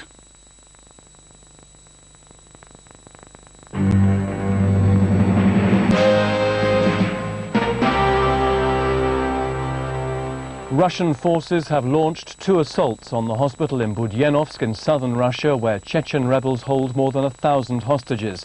Dozens of people were killed in the first unsuccessful attack. The rebels are demanding a Russian withdrawal from Chechnya. Some government ministers had spoken of restraint, concern for the hostages' lives. But today the troops advanced in a blaze of firepower. From a building opposite the hospital, we witnessed the heart-rending spectacle of the hostages waving white flags from the windows and screaming to the soldiers to stop firing. But the shooting went on. In mid-morning, the Chechens released about 100 of their hostages, including a number of terrified women. Some of the women said that Russian bullets were now killing the hostages and appealed to the soldiers to stop. The Bosnian Serb stronghold of Pale has been shelled by government forces. It's the first such attack on the area since 1992. Sarajevo has been generally quiet today, giving the locals a chance to clear up from yesterday's fierce shelling.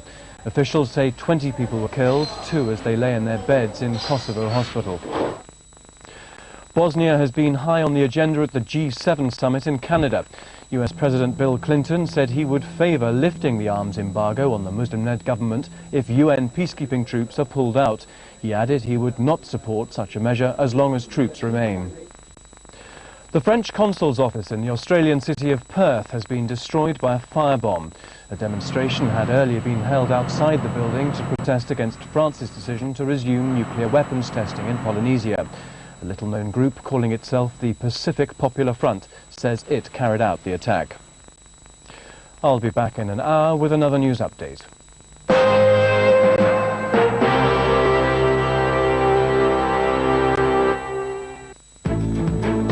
Now, forecast the world with Joe Whitty. And here's some forecast highs for some cities around the world. Paris at 22 degrees, Toronto in Canada up to 30 degrees, Seoul, Korea, high of 28, and Caracas 30 degrees. Upper airflow showing some significant changes. We'll see systems starting to move a little bit, and that gives us a chance to see a little more sunshine. At the surface, we still have that low pressure to the north over Scandinavia, but that will start to move out. However, another one moving in from the west will sort of increase the clouds, give a chance of showers over much of the UK, especially western areas. To the south, though, bright sunshine for southern France, 29 degrees in Madrid. In the afternoon in Lisbon, up to 25 degrees. Frontal system sliding across southern Italy. Chance of thunderstorms early in the day for Rome. We'll see Athens warming up to 33 degrees.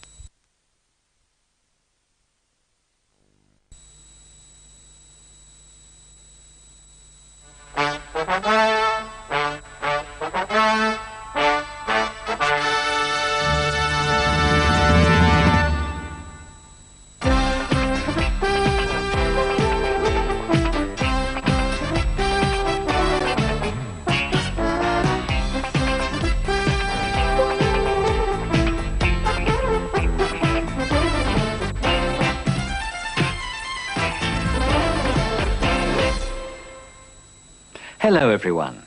Welcome to our intermediate English course. It's Unit 23 today, Soft Sell. Do you like shopping? Do you enjoy window shopping, just looking at the things displayed there? London, as you know, is a very big and important shopping centre.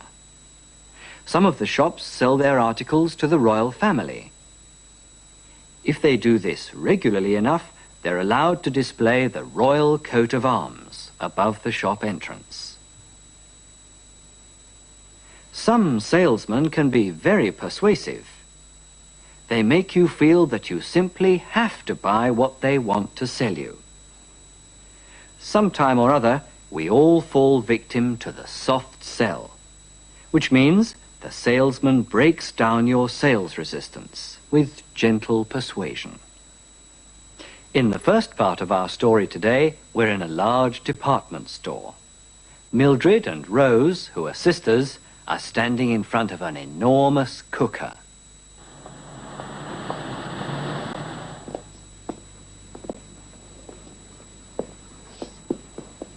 Mildred, you came here to buy a hat, remember?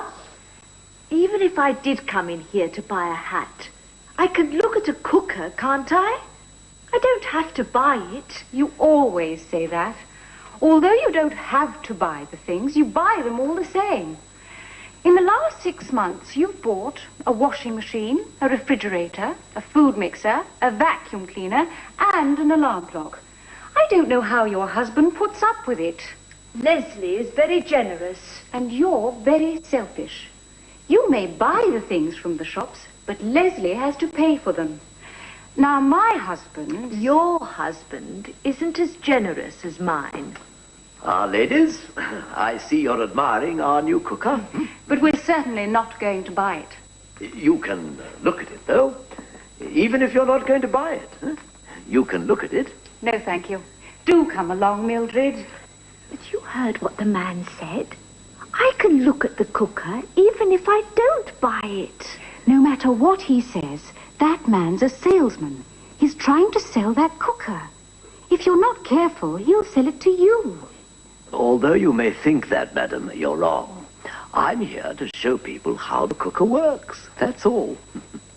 My sister's already got a cooker. So have I. So whatever you say, we shan't buy any cookers today. She never buys anything unless her husband is with her. Anyway, she's a very bad cook. I'm sure that's not true, madam. I'm afraid it is true. I'm an awful cook. No, madam, no. You may not cook very well on your own cooker, but on this cooker, you can't cook badly. It's impossible. Come along, Mildred. We'll go and buy that hat. Wait a moment, Rose. Quite right, madam. You should wait here a moment. Whatever you think of this cooker, you should stay and let me cook you a meal on it. We can't stay long. You won't have to stay long, madam. This cooker works fast. It's clean. So clean, you notice I don't even have to wear an apron, and it can't go wrong. Although I am not a very good cook, I am going to cook you an excellent meal. Now, what will you have? I'm not hungry. Even if you're not hungry, you should try something. What about some tomato soup to start with, eh? I like tomato soup. I prefer mushroom soup, though. Certainly, madam. Mushroom soup. There. And to follow, roast chicken, roast potatoes. We don't want to be here all day. My sister's right. However much I like roast chicken, I can't wait here until it's cooked. Don't worry, madam. I have all the ingredients here.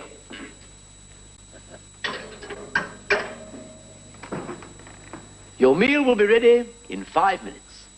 However marvelous that cooker is, it won't roast a chicken in 5 minutes. It will. This cooker has a special device for quick roasting. And though I didn't tell you before, this cooker is fully automatic. It does all the work for you. Whatever he says, I don't believe him. You just take these cards with the names of the dishes you are cooking. Yes. Mushroom soup. Put them in the slot here. Roast chicken. Switch on. And wait for this timer to tell you that your meal is ready.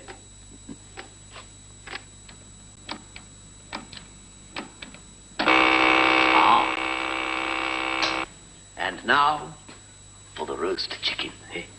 Whatever you said before, you must admit it's a wonderful cooker. Yes, I agree.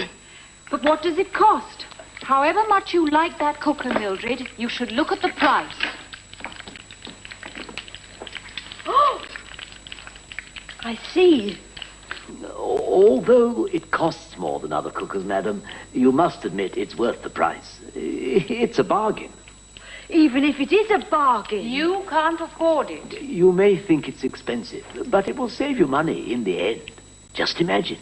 Better cooked meals, less work to do. It can alter your whole life.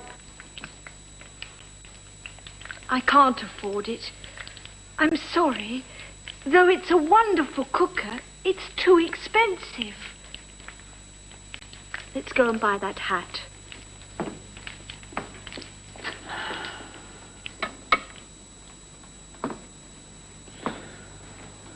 No matter how hard I try, they always go away.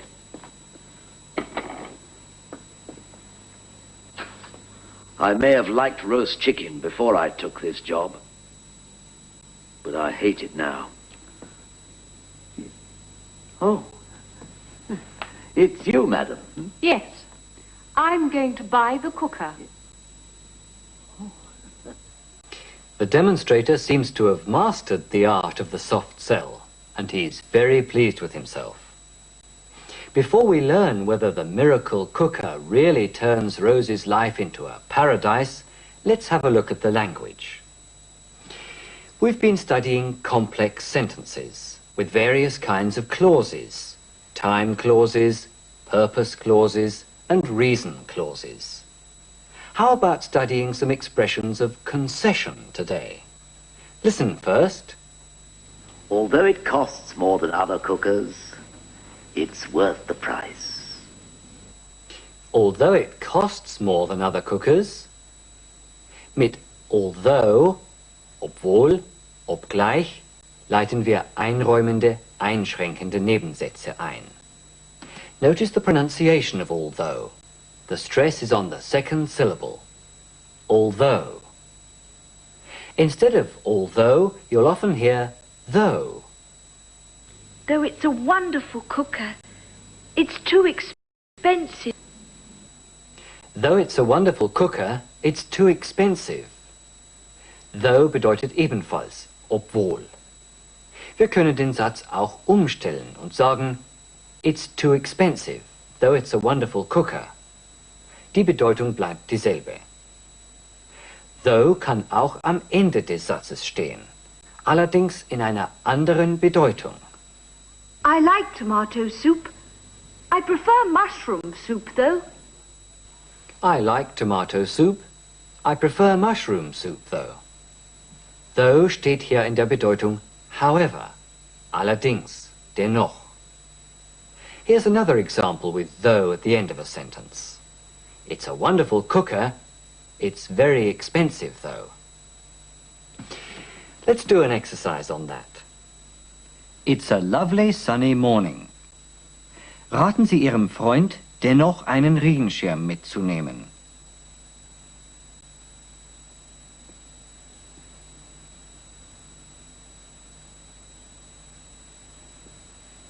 You'd better take an umbrella, though.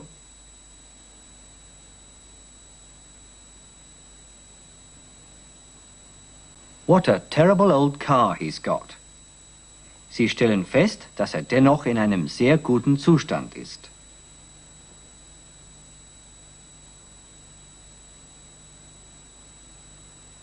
It's in a very good condition, though.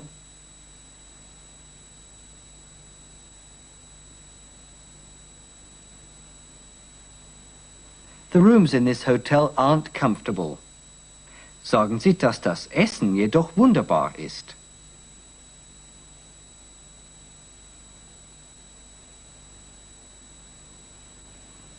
The food's marvellous, though.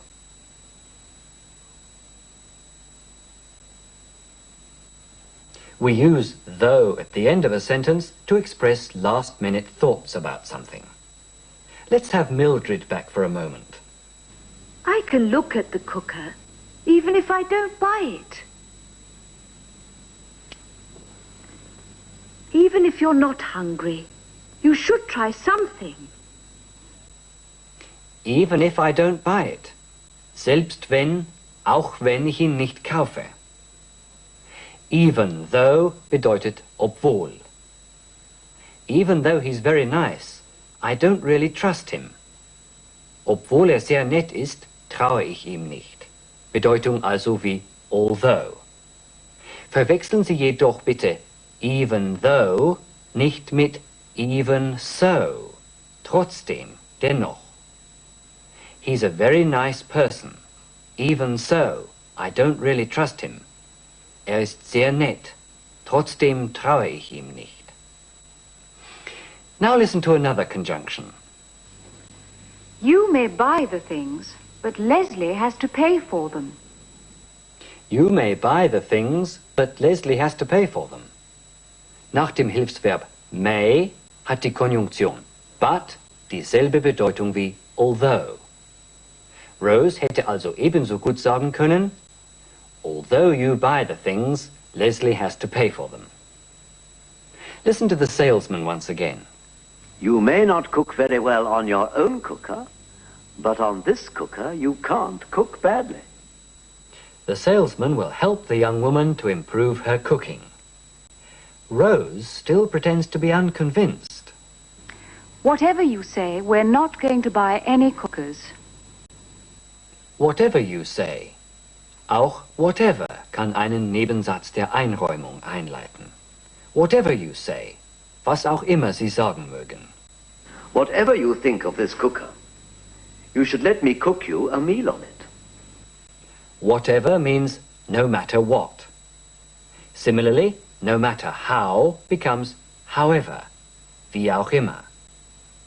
Whoever, wer auch immer, und wherever, wo auch immer, stehen in ähnlicher Bedeutung. However much I like roast chicken, I can't wait here until it's cooked.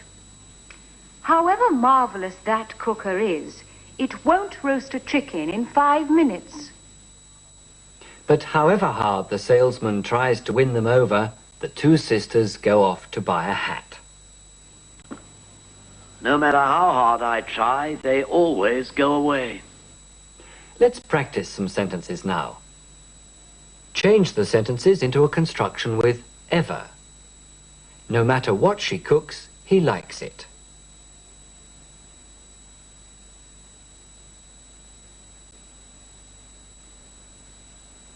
Whatever she cooks, he likes it.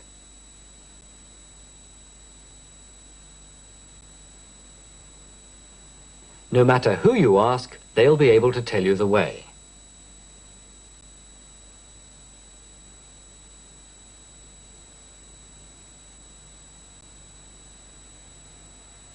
Whoever you ask, they'll be able to tell you the way.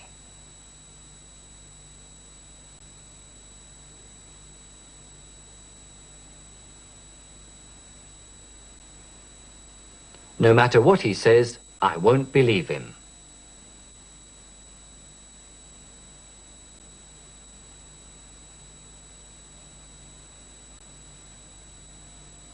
Whatever he says, I won't believe him.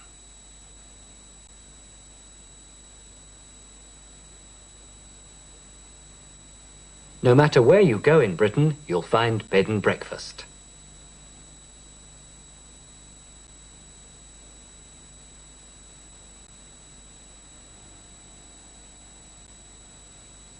Wherever you go in Britain, you'll find bed and breakfast.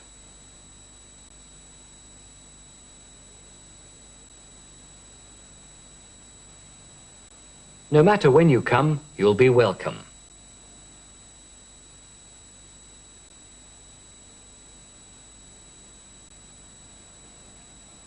Whenever you come, you'll be welcome.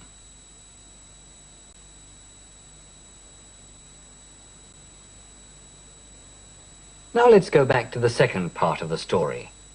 Rose bought the cooker after all, but she finds it might not be as sensational as she'd been led to believe.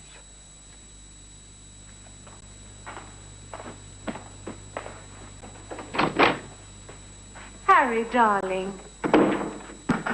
You look tired. I am tired and hot, but I'll have a wash and then we're going out to dinner.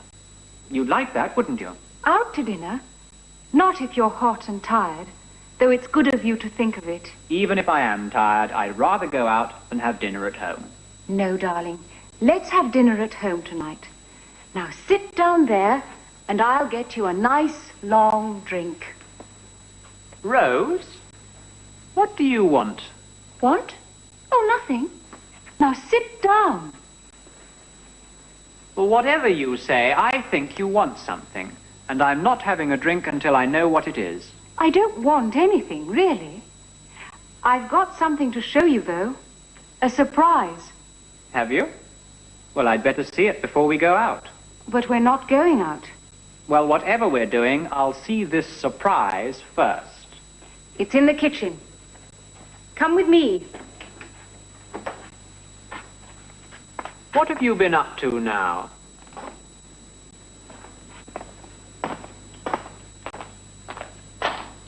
Shut your eyes.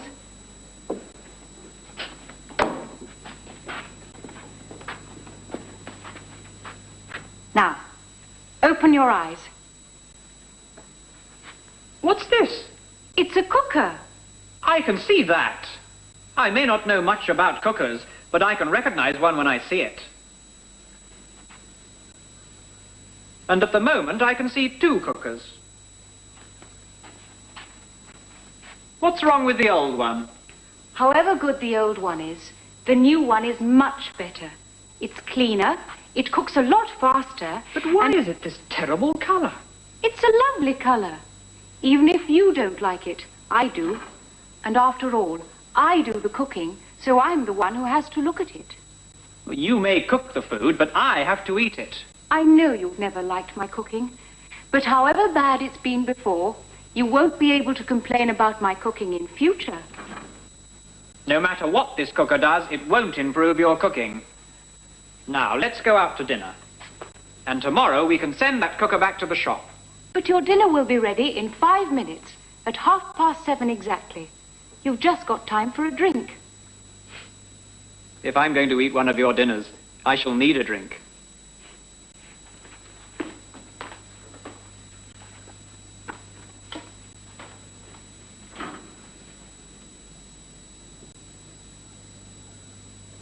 Rose? Rose! It's all right. You didn't need to call me. Listen, that noise means that your dinner's ready. What's this? It's the bill for the cooker. Mildred said you'd be surprised. Mildred? Did you go shopping with Mildred? Yes. But even if you went shopping with her, there was no need to buy two cookers. One for her and one for us. That's just the bill for one cooker, darling. Our cooker. Although it's very expensive, it will save money in the end. We shan't have to go out to dinner so often. We shan't have any money left for going out to dinner. You know you've always wanted me to be a good cook. Well, with the help of that cooker, I shall be a good cook. And it's just cooked your favorite dish, steak and kidney pie. And what does that noise mean? I'll go and find out.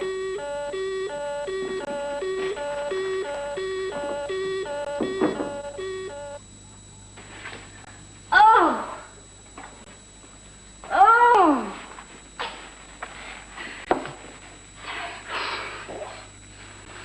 Your steak and kidney pie. How did it get like that? It was cooking perfectly. Something went wrong, though. I left the food in the oven after the buzzer sounded. Well, I'm hungry. I'm going to have a sandwich. Oh, no. You must have a proper meal. I've got plenty of food. Whatever happened last time, I'll get it right now. What are these cards? Each sort of food has a card. You put the card in here, and the food is cooked automatically. And I suppose it can't go wrong. That's right. Even if you don't know how to cook. At any rate, it didn't go wrong when I saw it in the shop.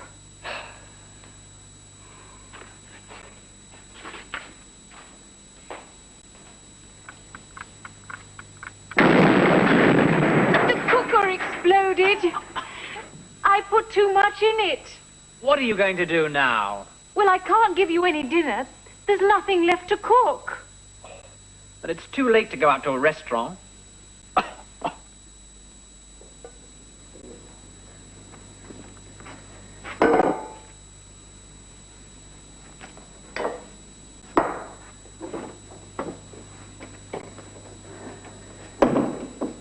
Well, I've cleared up some of the mess.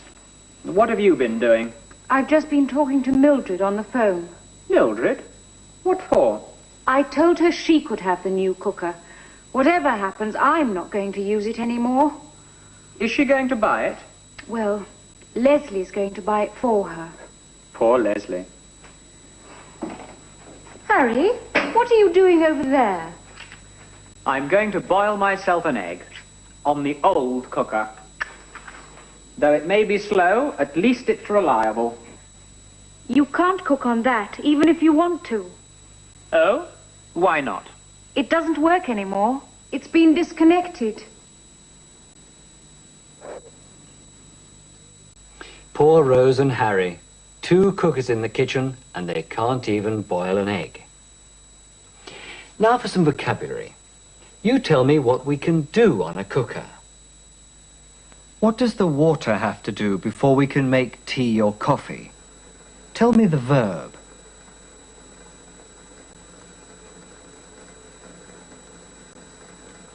It has to boil.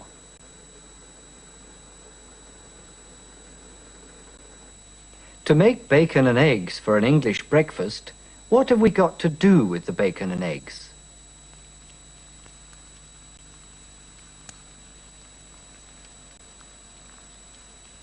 We fry them in a frying pan.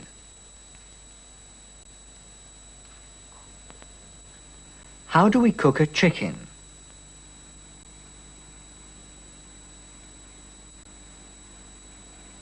We roast it.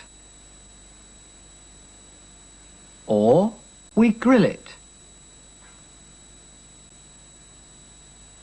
When we prepare vegetables, what do we do with them?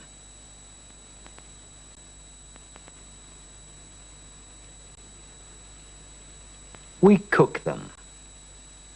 The verb to cook is the general word for preparing food with a cooker. As usual, we'll finish with some everyday situations. Let's see whether you can cope with a salesman who's trying to sell you a pressure cooker, einen Schnellkochtopf.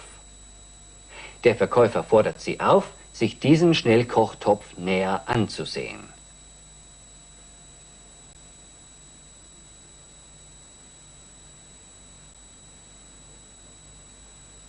Take a closer look at this pressure cooker.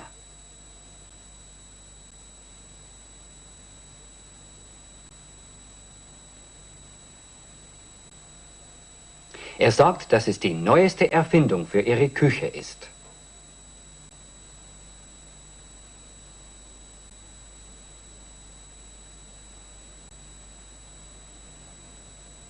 It's the latest invention for your kitchen.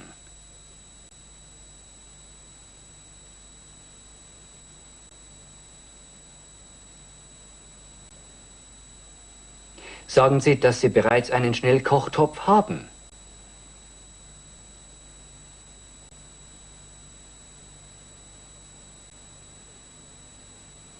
I've already got a pressure cooker.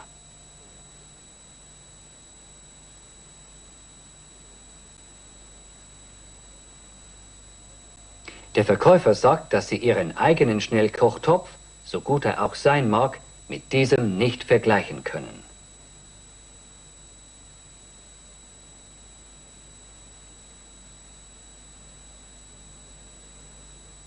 However good your own pressure cooker is, you can't compare it with this one.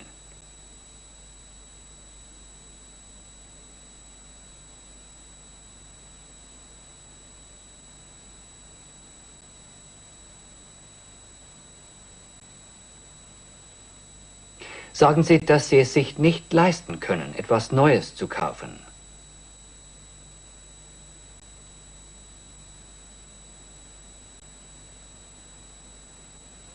I can't afford to buy anything new.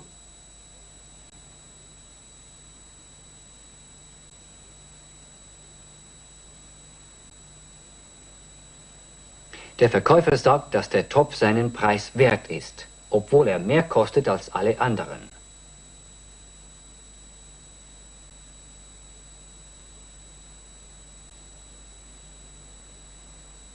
The cooker is worth the money, although it costs more than all the others.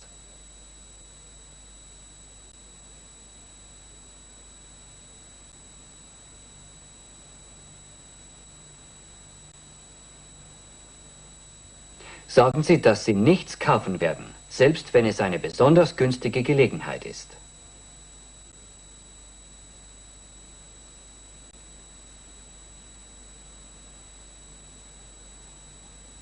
I'm not going to buy anything, even if it's a real bargain.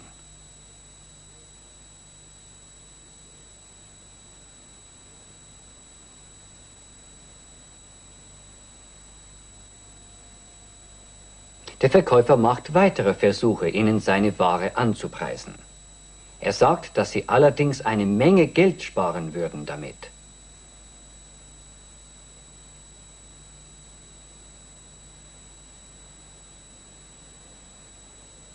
You'd save a lot of money with it, though.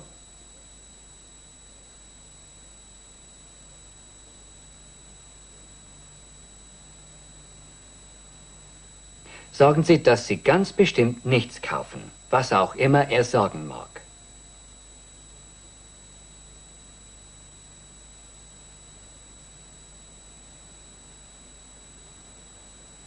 I'm definitely not going to buy anything, whatever you say.